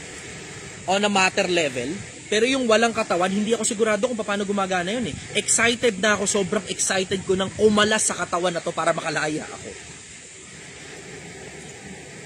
Gusto ko nang lumaya, ang tagal na nitong katawan na to eh. Sobrang tagal na nitong katawan na to. Hindi nyo alam kung gaano katagal ng buhay nitong katawan na to. Ang tagal-tagal na. Sobra. Pag naiintindihan mo na kung paano gumagana tong buhay na to, marirealize mo sobrang haba ng 60 years. Ang haba ng 70, ang haba ng 80. Ang tagal. Ang tagal, sobra. Inip na ako rito, sobra. Inip na ako rito. Pag wala kang anak, wala kang asawa, tapos na-figure out mo na yung maraming pinakamalalaking bagay ng buhay, bagal na bagal ka na sa buhay. Kada araw nalilipas. Ang tagal, ang bagal nitong buhay na to. Bagal na bagal talaga ako rito, sobra. Bagal na bagal talaga ako rito. Parang katulad ni Pablo. Si Pablo gusto rin nung kumala sa katawan eh. Pero ang sabi niya, kung ang mabuhay sa katawan ay siya kung palad, magiging mabungang pamumuhay ito. Yun ang sabi ni Pablo eh. Pero diretso, sawa na ako rito. So yan siya na ako rito, wala nang bago. Tama sabi ni Solomon eh. Tama talaga sabi ni Solomon. Walang kabuluhan ng walang kabuluhan. Ang lahat ng bagay ay walang kabuluhan. Tignan mo, nasa na sila, yung mga mayayaman, nasa na sila? Nasa na yung hari ng Ehipto minsang panahon, nung mga panahong namatay na sila? Nasa ng hari ng nasa yung emperor ng China na naglagay sa ilalim ng lupa ng mga terracotta army niya na libo-libong army yun. Sobrang yaman ng mga tao na yun eh. Ottoman Empire, Persian Empire, diba? Asan na yung mga namumuno dun sa mga malalaking bansa na mga sobrang yayamang mga tao? Roman Empire, nasa na? Nasa na? Wala na sila. Nasaan sila? Wala na. Asan na yung mga ginawa nila? Andiyan pa rin. Pero, yung gobyerno na binuo nila noon, hindi na yun yung gobyerno ngayon. Iba na itsura ng gobyernong ginawa nila noon sa gobyernong ginawa ng mga tao ngayon nung mga panahong nahalilinan na sila. Yung mga ginawa nilang monolithic structure, andyan pa rin. Yung Pyramid of Egypt, okay. Yung Terracotta Army, andyan pa rin. Pati nga, Banawe Rice Terraces, andyan pa rin eh. Diba? Pero yung mga namumuno na yon, tignan mo, nung napalitan na namumuno, iba na gobyerno. So lahat ng mga pinaghirapan nila, halos hindi na maalala ng mga tao. Si Rizal nga lang eh. Wala pa naman 200 taong patay si Rizal. Ayan, may namamaril na. Sabi ko, akala ko oras ko na. May namamaril sa gilid ko eh. Anyways, alam mo yun, wala pa naman 200 taon si Rizal, pero halos limot na natin kung sino yung pambansang bayani natin, maliban na historian o, alam mo yun, taong nasa eskwelahan ang kausap mo. Pero tayong ordinaryong taong bayan, ano pa naaalala kay Rizal? Pangalan niya, Jose Rizal. Yung iba nga, hindi pa alam na may protasyo pala sa pangalan niya, tapos mahaba-haba yung pangalan niya kaysa sa normal na ordinaryong taong bayan. Ayan, namamaril ulit. Ayan o, namamaril nga talaga. Okay. Eto na mo, isipin mo yan ha, Rizal na lang yan ha. And when I say Rizal na, ibig sabihin, malapit sa panahon natin yan, hindi yan yung libu-libong taong nakalipas sa mahabang panahon. Ngayon, curious ako kung anong itsura ng walang hanggan. And for me to be able to understand how infinity works, I need to get out of this body. Kailangan ko makatakas dito sa katawan. Ang tagal mamatay nitong katawan na to, ang tagal. Sobra, bagal na ako sa buhay. Anyways, follow-up question, brother. Okay ka na? Oo, brother. Well, yun lang. Totoo sinabi mo, even Satan he was heavily infatuated. Tapos tayong mga tao dito, sobrang napaka-worldly minded natin na sobrang nagpo-procrastinate tayo. Wala, umaarte tayong lahat na hindi tayo mamamatay eh. Yun nga nakakamangha eh. Lahat tayo umaarteng hindi mamamatay. Lahat tayo umaarte na para bang mabubuhay tayo ng walang hanggan dahil wala ka lang nararamdaman without considering na pwedeng naglalakad ka lang dyan, nadulas ka sa putang inang tae ng aso, nabagok yung ulo mo, patay ka na.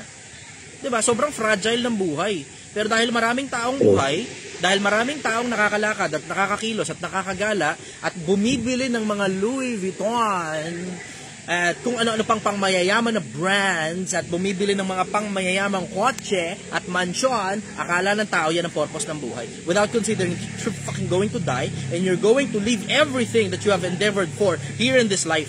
Maiiwan mo yan dito sa piling ng mga tao na hindi ka na rin naman magiging importante paglipas ng 100 taon. Hindi ka na importante. Paglipas ng 100 taon, limot ka na ng mga tao. Bakit? Kasi ordinaryong taong bayan tayo. Hindi tayo si Rizal. Hindi tayo bayani. Hindi natin alam kung mapapasama yung pangalan natin sa history. Pero dahil ordinaryong taong bayan tayo, malilimutan ka ng tao paglipas mo na 100 taon. Ano ka? Tapos yung mga, dito ako namamangha yung mga influencers sa social media, yung influensya nila, akala mo mananatili ng walang hanggan eh. Akala mo tayo, bandal na pera, ginaganyan-ganyan pa sa tenga. Minsan natatawa na lang ako sa mga tao na yun eh. Yung mga totoong mayaman, di naman nagkagaganyan eh. Ay, salamat po, may nagbigay ng confetti. Yung mga totoong mayaman, hindi nagaganyan. Kailan mo nakita si Ramon Ang na nagagaganyan ng bundle-bundle ng tenga, ng pera sa tenga niya? Kailan mo nakita si Ramon Ang na gumaganyan? Kailan mo nakita nagmamaneho ng sports car anong tawag ito? Enrique Razon. Kailan mo nakita na mamaneho ng sports car? Tangina, baka di nyo alam kung gaano kayaman yung mga tao na yan. Ang Manny Villar, kailan mo nakita nagmaneho ng sports car? Diba? Yung mga tao na yan, yung mga legit na bilyonaryo talaga ng lipunan. Pero tignan mo, wala ka makitang mga yabang-yabang sa mga tao na yan. Yung mga totoong mayayaman, wala ka makitang ganyan. Itong mga milyonaryo lang naman itong mga hayop na to, puta, akala mo sila may-ari ng mundo. Doon ako namamanghay, akala mo sila may-ari ng mundo. Kung makapagyabang, akala mo, hotel experience lang naman. Hotel experience lang. Natatawa nga ako, putang hotel experience, parang, ano yun, extravagant yung hotel mo. Oo, baka siguro 50 mil o 100,000 ginastos mo dyan. Pero someone owns that fucking hotel. Merong may-ari niyang hotel na yan at hindi sila ganyan kumilos. Hindi sila ganyan kumilos. Sa akin, puta, hindi ganun kakomplikado ang buhay sa akin. I will stay humble for as long as I am alive. Mananatili akong mababang tao at hindi importante hanggang mamatay ako. Bakit? Kasi ang nagpapakababa ay itinataas at ang nagpapakataas ay ibinababa. Kuha mo na akong bago, brother. Okay, brother. Good morning sa'yo. Bisita ka sa akin minsan. Okay. Salamat. Bye. Okay. Minsan mamamangha ka talaga kung gaano kaya yabang yung ibang mga influencer. Anyways, may babae sana kung meron para walang babae, puro lalaki to eh. Good morning, brother. Taga ka? Hi, tanong ko lang. Okay, go.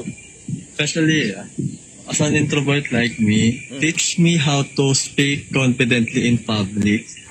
Paano yung mga magandang salita, paano mag-isip, mag-analyze, paano mag-communicate, mag-build ng network. Kasi minsan parang kumaga kahinaan yan lalo ng mga introverts. Ano yung mga takeaway? Ano yung maaaring help ways mo? Simulan mo muna sa pagsali sa isang grupo na ang regular na ginagawa ay makipagkwentuhan. Simulan mo muna sa grupo. Okay. Sali ka sa isang grupo na ang regular na ginagawa ay makipagkwentuhan. Kwentuhan. Kasi for you to be able to master something, you should spend somewhere around 10,000 hours of doing it. Tapos sa public speaking, mas malaki lang naman na pakikipag-usap yan ng one-on-one eh. Yung public speaking generally, mas malaking pakikipag-usap lang yan ng one-on-one. So one-on-one, kwentuhan lang, regular lang na kwentuhan, tapos watch how people react on everything that you say. Magsasalita ka, tignan mo reaction ng tao. Doon mo malalaman kung natutuwa ba sila, o hindi sila natutuwa, o naboboard sila, o kung ano nararamdaman nila, makikita mo sa facial expression yan eh. You have to be extremely mindful about it. Tapos, yung mga bagay na palagay mo na nakuha mo eksakto, yung reaction na gusto mo galing sa mga tao, ulit-ulitin mo yun. Yung ganong pattern, ulit-ulitin mo.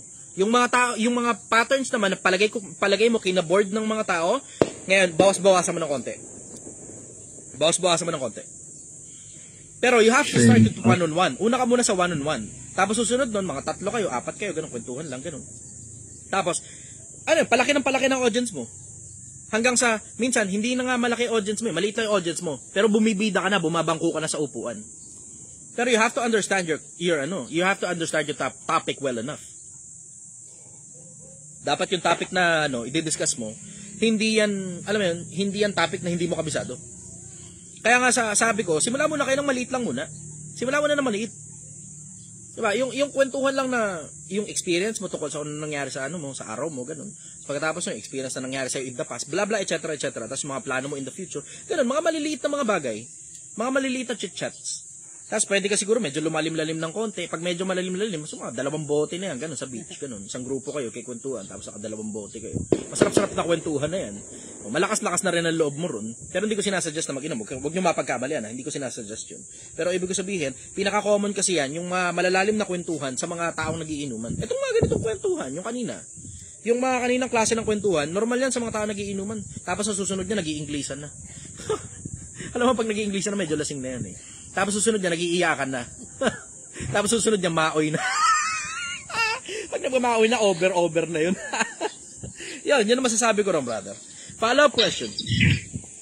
At Chay, saan located yung sinigang na business mo pala? Dito kami sa Domsa Viewpoint sa Angono, Rizal. Domsa Okay, Viewpoint sa Angono, Rizal. Operating hours is mula anong alas oras 5 o bukas alas na 6. open? Ay, Minsan alas 5, minsan alas 6. Oras po. Minsan alas 5, Okay. minsan alas 6 ng hapon o gabi. Hanggang alas 3, minsan extend ng konti hanggang alas 4 madaling araw. Depende sa kung gaano karami ang tao at saka kung siguro depende kung tinatamad na sila mag-serve. Minsan kasi tinatamad din. Okay lang naman, paminsan-minsan lang naman. Yun. Okay, thank you, Chay. Try ko makapunta dyan. Thank you, thank you. Thank you, brother. Bye-bye. Sige po.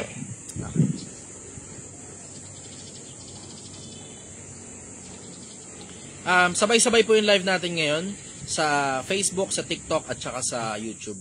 Sabay-sabay. Tom Aurelio. Ba't lagi ka may salamin? Kasi maliwanag. Tingnan mo yung background. Maliwanag sa talit yung mata.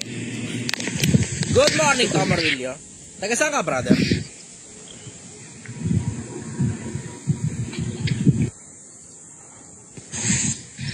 Taga saan ka, brother? Taga Marilao po. Okay. Ano tanong mo?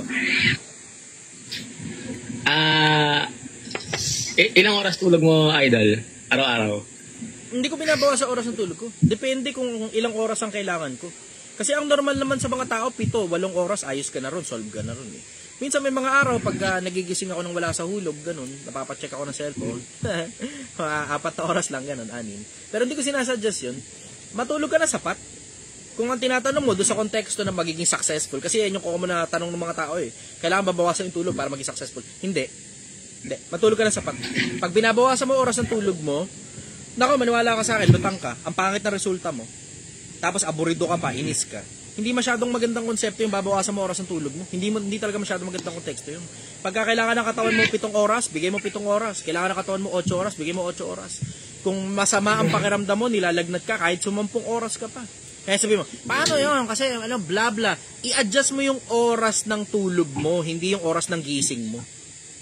Iba nalilito dyan eh. Akala nila yung oras ng tulog, kailangan i-adjust. Hindi, yung oras ng yung akala nila oras ng gising, kailangan mo i-adjust. Bakit? Kasi mag-a-alarm ka kasi papasok ka sa trabaho. Ang ginagawa ng iba, na-maximize nila lahat ng oras nila, tapos mabibitin ng tulog. Tapos makikita mo, scroll lang naman, wala ka kwenta-kwenta. Sa akin, hindi naman ganun komplikado yung gusto mong umalagwa, kailangan mataba utak mo. Paano mananatiling mataba utak mo? Pag kumpleto tulog mo. Hindi magandang konsepto yung babawasan mo oras ng tulog mo. Huwag ka maniniwala sa mga scammer na sinasabi, kailangan hindi sapat ang oras ng tulog. Utang ina, katarataduhan. Hindi yan sa babawasan mo oras ng tulog.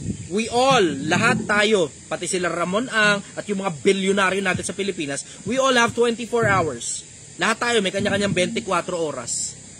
8 oras ilaan mo sa tulog, you still have fucking 16 hours. May 16 hours ka pa para gumawa ng kahit na anong gusto mo. 8 oras doon, o palagay mo na 10 oras doon para sa trabaho, may oras ka pa rin para sa pamilya mo doon sa extrang sobrang oras. Meron ka pa rin oras, kahit mga 1, 2 oras para sa pamilya mo, o sa kung ano gusto mong gawin, gusto mong maglolo, ayos ba eh. Sobra-sobra naman yun. Pag tangin naman, 2 oras ka nag-jackal, tangin na, parang kang gago nun. Magana yung titi mo, hindi ka pa tapos mag-jackal. Para ka tanga. Hindi. Tapos babawasan mga oras ng tulog mo dahil lang tangin mo, wala ka magawa sa buhay mo, scroll ka ng scroll. Diretso, wag niyo babawasan oras ng tulog niyo. Ulitin ko, wag niyo babawasan oras ng tulog niyo. Ibigay niyo sa katawan niyo yung nararapat na oras ng tulog. Kasi wala tatalo sa konsepto na kumpleto tulog mo, ang utak mo gumagana ng maayos, at matalino ka, at mataba ang utak mo, at sinisigurado mong yung attention mo sulit. At masusulit mo ang attention pag kumpleto tulog mo. Follow up question, brother. Ito na lang, last na lang to, brother. Kasi may empleyado kasi ko. Ang empleyado ko, kinuha ko yung kamag-anak. Kaso ang hirap manita, ang hirap punahin. Best practice yan. Best practice. In every rule, there's always an exception. At sabi mo, bakit si ganito? Kumuha ng kamag-anak. Okay naman sila. Sila yun, hindi ikaw. Yun, tanga. Parang walang pinagkaibahan doon sa, Ay, bakit naman ikaw si Mark Zuckerberg? Hindi tapos ng pinag-aralan. Hindi ikaw si Mark Zuckerberg, tanga. Mga taon to, akala nila, nakukuha sila ng hyperstrata ng sobrang successful na klase ng tao, tapos akala nila yung ikaw yun. Akala nila sila yun. Akala nila kayang nilang ulitin yung parehas na formula ng mga trilyonaryong mga tao. Yung mga tao talaga namamanga ako sa ganun. Yung konsepto na, bakit naman si ganito gumana? Pumili ka kasi ng isang piraso na sa kanya gumana yun. Pero walang assurance sa sayo, gagana rin yun. Ang derecha, ang pinaka-common denominator ng maraming negosyante, marami, hindi lahat. Pag kumuha ka ng kamag-anak, masakit sa ulo yan. Kaya tara mo, bakit masakit sa ulo, Chester? Yung dalawang konsepto kasi na nagbabanggaan. Ikaw bilang employer, minsan tendency mo abusuhin dahil nga kamag-anak mo yan. So minsan pinapagtatrabaho mo, barat ang bayad mo. Tapos, yung kabilang panig naman, na dahil empleyado mo, etong kamag-anak mo, hindi, kamag-anak ko yung boss, abusado ngayon sa'yo. Diba? Dahil sa magkabilang panig. Diretsahan lang, yan talaga ang common na problema ng maraming negosyante eh. Nag-hire ng kamag-anak, hindi nila masuwato, hindi nila masaway, tapos pag kailangan ng pakawalan, sila na yung pinakamasamang tao sa buong pamilya. Walang iya. Chichismis ka ng mga hayop na yan. Diretsahan, huwag kayong kukuha ng kamag-anak. Best practice yan sa negosyo, huwag kayong kukuha ng kamag-anak. Huwag. Masakit sa ulo yan. Masakit sa ulo yan. Masakit sa ulo yan. Kung meron na idol, ilaglag mo na. meron na talaga. Sumasakit na ulo mo, ilaglag mo na. Ngayon, wala. Sa kamangmangan mo na hindi mo alam yun, and you have to accept that na hindi mo talaga alam yun nung nagsisimula ka. Ang gusto mo, makatulong. Ang problema, yung tinutulungan mo, nagiging sakit na ng ulo mo. O ngayon, anong nangyayari? Anong gagawin mo ngayon? Habang maaga pa, ilaglag mo na. Habang maaga pa, ilaglag mo na. Ulitin ko, habang maaga pa, ilaglag mo na. Kasi ang hindi mo gugustuhin, yung siya pa ang umalis, tapos lahat ng sikreto mula dun sa panahon na dapat tinanggal mo na siya, hanggang dun sa panahon na umalis siya, ngayong pinapakalat niya na ngayon sa pamilya na parang virus. Magiging chismoso yan sa buong pamilya nyo, maniwala ka sa akin. Pag nagre-reunion, ikaw ang topic niyang hayop na yan. So diretso, tanggalin mo na Brad, tanggalin mo na.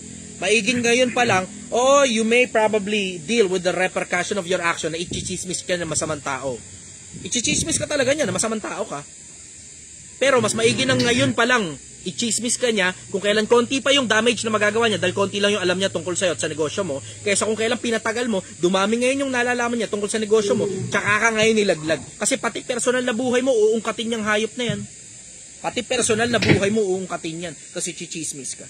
Gawain talaga yan ng mga utak toge. Gawain ng mga utak toge. Sorry sasama loob nyo sa akin. Magalit kayo o magagalit kayo, pero mga negosyante nagkakasundo dyan sa konsepto na yan. E sabi mo, ganyan pala kapag ka negosyante, masama ang isip sa kamag-anak. Subukan mo kayang maging negosyante, no? Tapos mag-hire ka ng kamag-anak, balik ka na lang sa akin pag sumasakit na ulo mo. Diba? Ganun.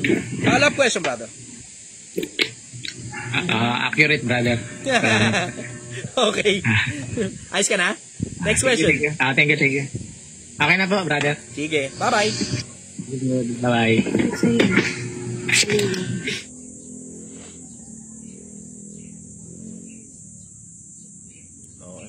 Nag-enjoy tuloy ako. Ayop na yan. Sige, next tayo. Haba ng pila ng listahan ng mga magtatanong. Haba. Brother, good morning. Taga saan ka? Ano po? Pangasinan po. Pangasinan? Okay, ano tanong mo, brother? Tanong ko lang, kalala mo yung pastor na si Noel Les Rada, yata yun? Hindi. Yung pinapagalitan niya yung mga membro niya ng mga sa church nila. Ay, teka. May nabanggit siya na. Parang nakita ko yan. Yan ba yung nagpagawa daw ng basketball court sa second floor? Siya ba yun? Alam mo ba yun? Hindi ko alam. Pero tinatanong ano kasi siya ba yung pinagagalitan niya yung membro niya dahil sa tides. Lupit yung kamo. Tides niya, tides. Anong opinion mo dun, brother? Hindi, ito na lang, pangkalahatan. Pilipinas, ingatan nyo sarili nyo sa mga pastor na nanghihingi ng tithes. Hindi utos yan sa panahong Kristyanismo. Wala kang mababasa sa Biblia na si Kristo inutos na mag-tithes yung mga Kristiyano. Wala. Ang mababasa mo, yung kausap ni Kristo, yung mga Skribas at Pariseo, na ang sabi, kayo'y nag-iika po ng yerba buena at ng atis at ng kubino. Dapat yung gawin yan. Sino sabi? Dapat yung gawin yan. Sino kausap? Yung mga inabutan niyang dati nang nagta-tithes. Hindi Kristiyano. Pero wala kang mababasa si Kristo inutos na mag-tithes ang mga miyembro. Wala. Kaya nga may lumang tipan, may bagong tipan di ba? Kung yung mga utos sa lumang tipan, yung pala yung utos sa bagong tipan, ba't naman nagkaroon pa ng lumang tipan at bagong tipan? Ano ba yan? Di ba?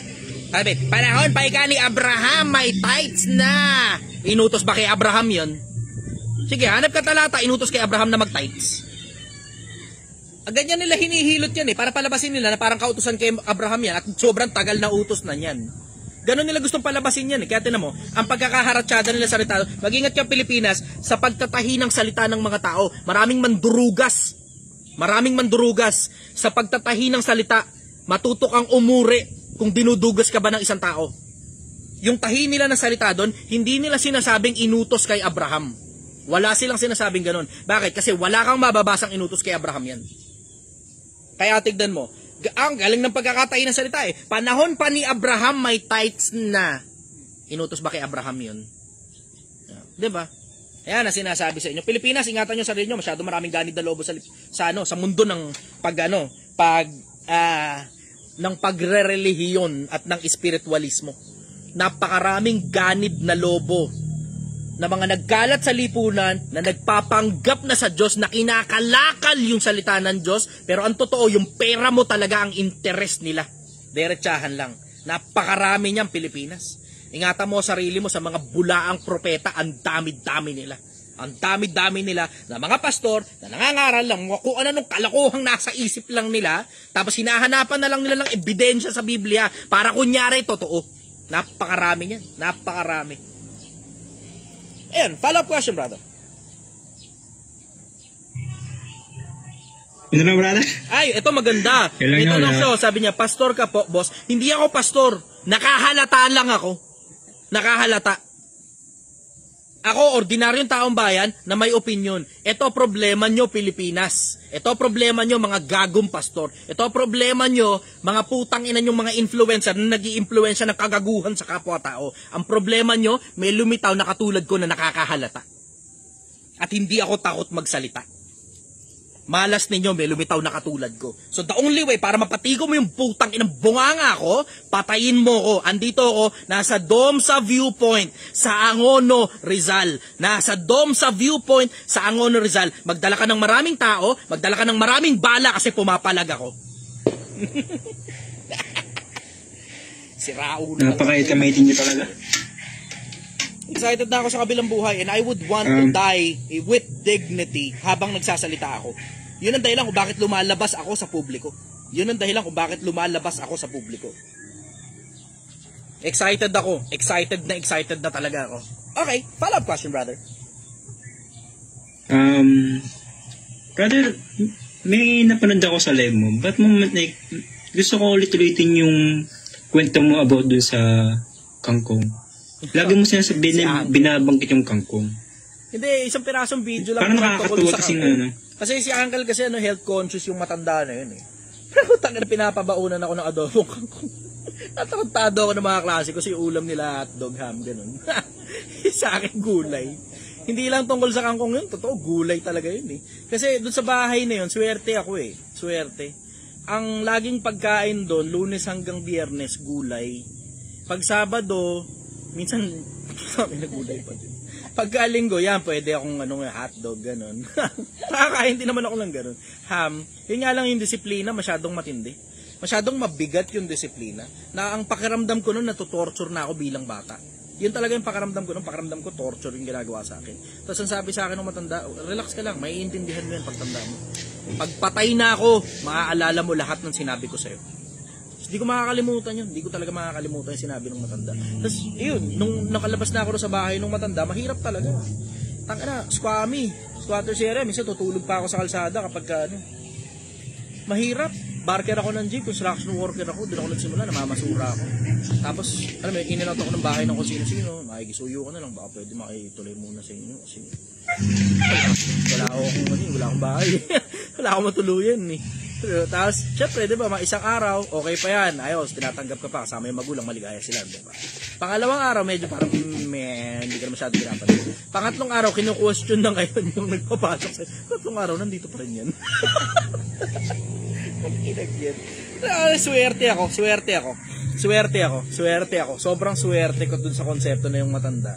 Talagang, alam mo yun, matindi yung disiplina na na-instill sa akin ng matanda. To the point nga na hinayaan ko yung sarili kong ma-addict ako sa sigarilyo. Tapos kaya kong tanggalin yung konsepto ng addiction sa sistema ko. Yung yosi, natanggal ko eh. Mahirap yun eh. Yung nung nasa tondo nga ako, isang buong buwan yun. Nilagnat-lagnat pa ako ron. Halo-halo na ng kung ano-anong iba-ibang kuyumag sa utak ko at saka sa katawan ko. Tapos tinigil ko yung yosi kasi hindi kasama sa pondo yun eh. Diba? Puta, sweldo mo no, 600 pesos mula umaga hanggang gabi. Alas 6 ng umaga yung simula ng trabaho hanggang alas 6 ng gabi. 12 hours, tapos 600 pesos lang. Hindi ko afford na mag-yosi. 600 lang. Gusto kong makaalago eh, diba? Mapakita sa tao na kaya mong yumaman kahit barya-barya lang yung kinikita mo. So kasama talaga yun, hindi ka pwedeng magbisyo. Bakit? Hindi mo kayang ipagamot yung sarili mo pag nagkasakit ka dahil sa bisyo mo kung 600 lang ang sweldo mo kada araw. Hindi mo kaya pagamot sarili mo pag nagka-cancer ka. Overall, maswerte talaga ako doon sa bahay na yun kasi disiplina. Halos torture na. Halos torture talaga. Puno ko ng latay doon, regular. Hanggang sa natutunan ko yung batas ng matanda. Tapos nung maintindihan ko, later part syempre, nung habang tumatanda na siya, hindi na namamalo. Pero nung bata ako, sagana ako sa palong. Bobong bata ako kasi. Bobong bata talaga ako. Pag nakita mo yung grades ko na sa eskwelahan, putang ina. Hindi ka maniniwala na ngayon, tanungan ako ng mga tao. Pag nakita mo yung grades ko sa eskwelahan, tang ina. Ito yung tinatanong namin. Tang ng bobo pala nitong hayop na to. Ganun. Follow up question, brother. Ganun to, brother, last na lang, last. Para naman sa akin to, personal. Hindi ko, paano ba mag-execute ng disiplina sa sarili? Wala akong idea dyan. Unahin mo muna yung konsepto na ano ba gusto mong marating. One step at a time, brother. Kasi pag wala kang gustong marating, that's fucking self-torture. Tutorturin mo na yung sarili mo, yung disiplina. Mahirap yan. Kasi hindi naman ina-apply ang disiplina kapag ka maligaya ka sa bagay na ginagawa mo eh. Ina-apply lang ang disiplina kapag hindi mo gusto yung bagay na ginagawa mo. Tingnan mo, pansinin mo. Nag-ML ka, brother? No. Ano laro mo? Bukod sa titi mo.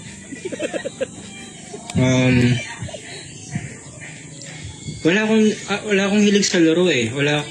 Ginibok ko na eh. Kasi waste of time. Ano hobby mo? Mag-drawing. Magbasa. Pansinin mo, pag nagdo-drawing ka, kahit pag-apong ka mag-drawing, makaramdam mo okay lang eh, di ba? Ano naman yung tanga na? Ganda rin ang kinakalabasan eh. Yung, alam mo, kalagitnaan, malapit ka na matapos, iiwan mo pa. Kasi may kailangan ka ibang gawin. Ganun yung konsepto eh, na parang, alam mo, gusto mong tapusin na to eh, para mabilis, tapos na agad. Aram naman yung ganun pakaramdam, di ba? Kasi nag-drawing din ako, painting din ako. Pagka walang disiplina, at masaya ka sa ginagawa mo, ayos lang. Masaya ka sa ginagawa mo eh. Nag-a-apply ang disiplina pag hindi mo gusto ginagawa mo. Eto tanong, bakit mo gagawin yung bagay na hindi mo gusto kung wala ka rin naman target na marating? Diba? Unahin mo muna yung target, brother. Ano ba gusto mo marating? Anong gusto mong, ayoko sabihin goal eh. Kasi ginagamit ng mga scammer yung putang ng term na goal na yan eh. Ito nga mahirap din. Ito nga mahirap din, brother eh. Wala akong maisip eh. Hindi, ito. Ayun, anong resulta ang gusto mo makuha? Doon mo ngayon malalaman kung anong disiplina o kung ano yung kailangan mong gawin na hindi mo gusto para marating mo tong resultang gusto mo. Halimbawa, diba? Bigyan kita maganda halimbawa. Itong Project 1M, diba? Project 1M, hindi ko gusto yung konsepto ng pagluluto. Diretsa lang. Nagtanong lang naman ako sa mga tao eh. Nagpa-survey ako sa mga tao. So, sige, tutulungan ko kayo, gagawa tayo 1 milyon. Papanoorin nyo ako gagawa 1 milyon. Paano natin gagawin 1 milyon? Anong gusto nyong paraan para marating natin 1 milyon? Abe, magluluto ika. Putang, audience ko, puro mga kananay. Sana man lang, mekaniko man lang. Diba? Kahit paano, medyo gusto ko ng konting pagbubuting-ting. Puro kananay. Ngayon, hindi nangyari dahil puro natin. Paano magluluto? Okay, saan magluluto? Sa tabi ng kalsada. Puta, sabi ko, napasubo ako. Napasubo. Sige, okay. Sige, 50,000, lalabas ako sarili kong pera. 50,000. Napasubo, di ko gusto magluto. Alam ko lang yung lutong bahay, pero yung production, ayoko niya. Hindi ko nga alam kung ano yun eh. Pero pala ganun konsepto na magluto ka for production. Hindi ko alam yun. Alam ko, isang luto, isang benta, isang luto, isang benta. Ganun nakikita ko sa kalendarya eh. Palay ko pa pwede pala magluto na marami, lalagay mo sa freezer. Paglabas, okay pa. Hindi ko alam yun. Hindi ko alam na isang lutuan lang. Nagturo sa akin yung Chef Anthony Ang eh. Nagpaturo pa talaga ako sa kanya para magluto, brother. Tulungan mo naman ako magluto. Kapasubo ako rito, brother. Tulungan mo ako rito, brother. Tulungan mo ako rito, brother. Hindi ko alam kung ginagawa ko. Ano yun nangyari? So alam, hindi ko gusto yung pagluluto. Pero dahil doon sa disiplina, laging merong bagay na hindi ka gusto. Ano ba ito? Ba't parang may spotlight na naman sa akin? Lagi. Kukunin ka na naman ni Lord. Okay po, pwede na po. Sige po, suko na ako. Nakatutok talaga sa mukha ko itong spotlight. Usog naman ako dito. Sa may bandang ilalim. Kaya usog ako. Usagan ta. Sa may bandang ilalim ta. Lagi na lang. Kung nasan ako, nandun din yung spotlight. Ano ba yan? Lagi na lang ganun. Anyways, tuloy natin kwentuhan. Ay, takin naman, live pala ito. Nakalimutan ko. Alam ko, gagawin lang tayo. Ano nga ulit, tanong mo? Ay, tungkol sa disiplina. Unahin mo muna yung gusto mong resulta. Resulta mo na una. Ano gusto mo resulta? Tapos yung ano yung kailangan mong gawin na hindi mo gustong gawin para marating mo tong resulta na gusto mo. O ngayon, alam ko na ngayon paano papaliwanag yung tungkol sa ano. Dati goal yung ginagamit ko. Ayoko na gamitin salitang goal. Alam mo, umiiwas ako sa verbiage ng mga scammer. Tangina, mahilig ang mga scammer. Ano yung goal mo sa buhay? Ano yung success? Success! Tangina. Sawa-sawa ako dyan, basang-basa ako dyan. Nainis na ako. Ngayon pag naririnig kong businessman, pag business, pag investment, successful, goal, tangina, allergic na ako sa mga terminologies na ginagamit ng mga scammer. Sawa-sawa ako dyan. Hindi naman lahat ng gumagamit niya, scammer, pero tangina, halos lahat ng scammer yan ang gamit. Let the money work for you. Para bang dating para pagsilbihan mo yung katamaran mo, amin na pera mo, payayamanin kita. Putang ina. Putang ina. Ikaw naman si tanga, nilapag mo naman yung pera mo ron. Ulol nga, hindi mo na mahanap yung tao. Tangina ka. Tanga mo eh. Tanga eh.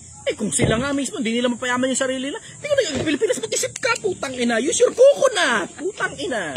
Mag-isip ka. Etong tao na to, sabi niya, mayaman siya. Mayaman pala siya. Bakit kailangan niya yung barya mo? Putangina. Putangina mo, mag-isip ka. Mag-isip ka. Use your fucking coconut. Gamitin mo yung utak mo. Mayaman siya. Magaling siyang gumawa ng pera. Para ano, hinihingi niya yung pera mo. No? That makes sense, Tangina mo, di gumawa ka na lang ng pera. Para ano bibigay ko yung pera ko sa'yo? Ano kinalaman ng pera ko? Magaling ka nga gumawa ng pera. Para ano bibigay ko pa yung pera ko sa'yo? Anong dahilan nun? Paliwanag mo sa akin yan. Paliwanag mo sa akin, ba't kailangan ko ibigay yung putang ng pera ko na pinaghirapan ko, na barya lang naman sa'yo yan dahil may putang ina mo sports car ka. May sports car ka. Ako wala ako dyan. Bakit kailangan ko ibigay yung pera ko sa'yo? Magtanong ka, Pilipinas! Magtanong ka! Tangina mo, basta na lang naniniwala sa mga putang ng coconut shell na yan. Tangina, empty shell of a human being yung mga yan eh. Empty shell of human beings. Mga taong putang ina, alam mo, walang kaluluwa, walang puso, yung mga putang ina. Alam mo na kung mahirap yung tao, meron lang sa kanya 50,000, 100,000. Wala pa 1,000,000. Hihingin mo lahat ng meron yung tao, tapos itatakbo mo yung pera. Tangina, napakawalang kaluluwa mo naman. Alam mo, doon naawa ako sa mga senior citizen eh. Yung alam mo, yun lang talaga yung meron silang pera. Mga matatandang tao, yun lang yung meron sila. Tapos, putang din mo. Hindi ko masikmura. Hindi kayo nandidiri sa sarili nyo. Mga scammer kayo. Alam mo, ang bigat pa dyan. Ang pinakamabigat pa dyan, Pati pera naman, pati pag-aaral ng mga bata, pinakikialaman ng mga hayop na yan para gumawa ng course at mas effective daw yung course na yan kaysa sa putang ina kolehiyo na daan-daan taon na nandyan na ang dami nang nagawang abogado, ang dami nagawang doktor. Hindi raw ikaw nakakayaman ng course na nagaling sa gobyerno. Hindi nakakayaman ng diploma. Ano nakakayaman? Diskarte. Paano diskarte? Mag-enroll ka sa amin. Takina ka! Akala ko ba hindi nakakayaman ng diploma? Ba't biglang kailangan ko na mag-enroll sa iyo, hayop ka? Bakit kailangan ko mag-enroll sa iyo? Takinan to mga gagon to. Yung mga tanga naman, hindi nag-iisip. Yung tanga, hindi nag-iisip. Hindi pala nakakayaman ang diploma. Bakit may ino-offer na course tong putang inan to? Wala naman diploma dyan sa course na yan. Tangina! Tangina din talaga kayo nag-iisip. Pilipinas, matuto kang magtanong, matuto kang mag-isip, gamitin mo yung utak mo. Putang ina. Pilipinas, napakatatanga ng mga putang inang nagsasign up sa mga putang inang mga course na yan. Ang tanga nyo. Ang tanga nyo. Yang mga nagsasabi na hindi na daw kailangan ng kolehiyo, hindi na daw kailangan ng diploma. Ano kailangan? Mag-sign up ka sa course nila. Course din to eh! Gago puta! Course din to eh! Sabi, wala kang mapayaman yung diploma. Wala na payaman yung diploma! Putang ina mo, baka hindi mo alam na ang mga vice president ng mga kumpanya nakagraduate sa ibang bansa pa may diploma yung mga yan! Ulol ang puta! Ulol! Ang mga tao to, siraulo ang puta, panloloko talaga ng kapwa, gawaing tiba-tiba eh. Uulitin ko, panloloko ng kapwa, gawaing tiba-tiba. Huwag kayong maniniwala sa mga hayop na yan para papatigilin ka sa pag-aaral para mag-sign up sa course nila. Huwag kayong maniniwala sa mga hayop na yan para pagtitigilin ka sa pag-aaral para mag-sign up sa mga course nila. Tangina, panloloko ng kapwa yung ginagawa ng mga putang inang yan. Panloloko ng kapwa yung ginagawa ng mga hayop na yan. Wala raw ikaw yumaman sa diploma. Tangina, hanap ka ng pilotong mahirap, putang ina ka. Hanap ka ng pilotong mahirap. Meron, konti. Kasi pag nakakapagmaneho ka na ng eroplano, yan yung putang ina, that's where the real money comes in. Ang daming pera ng piloto, baka akala nyo. Hanap ka engineer na matandang engineer na mahirap. Hanap ka matandang architect mahirap. Meron, konti.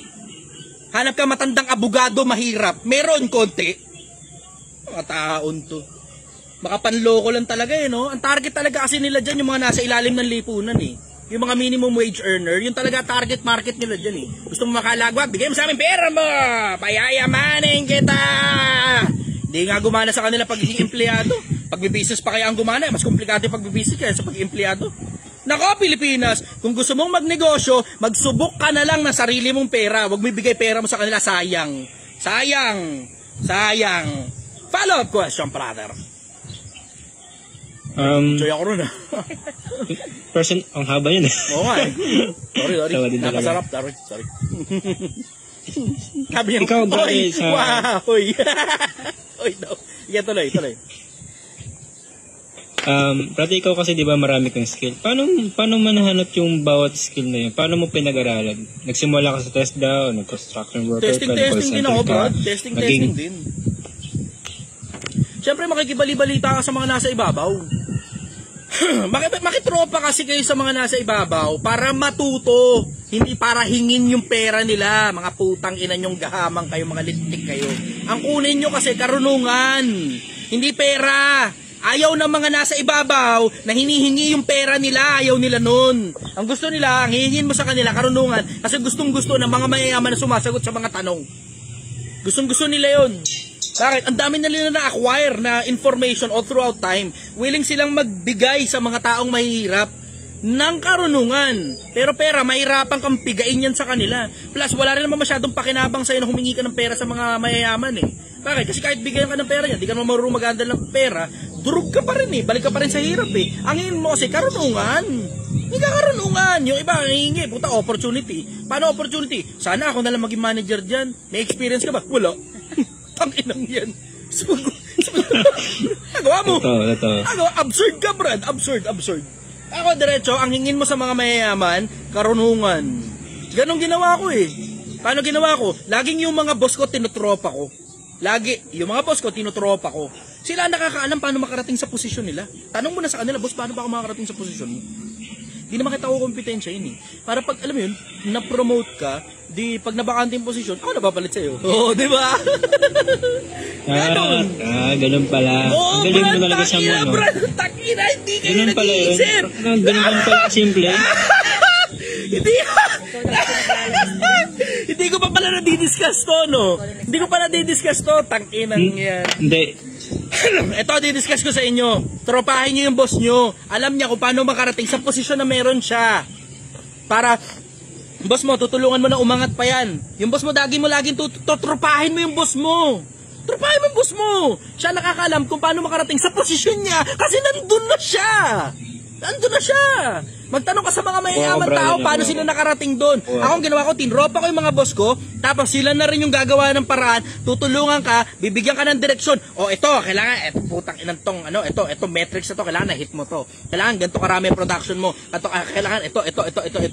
O sige, magtropa naman na tayo. Sige, tulungan kita. Gagawa, banata mo to ha. Utang na ka, huwag kang bobo, huwag kang tanga, huwag ka absent ha. Huwag ka late ha. Huwag ka absent. Attendance mo dapat maayos. Punctuality mo dapat okay. Na, wag kang tangina mo, sweldo bigla na lang nagkakaroon emergency. Tangina dahil lang nagkasweldo kinabukasan may emergency na. Oh, tangina ka kaleche yan. Ano, pagka weekend, lagi absent ng Lunes? Oh, tangina paano mo po-promote yan? Isipin mo lang yung konsepto mo.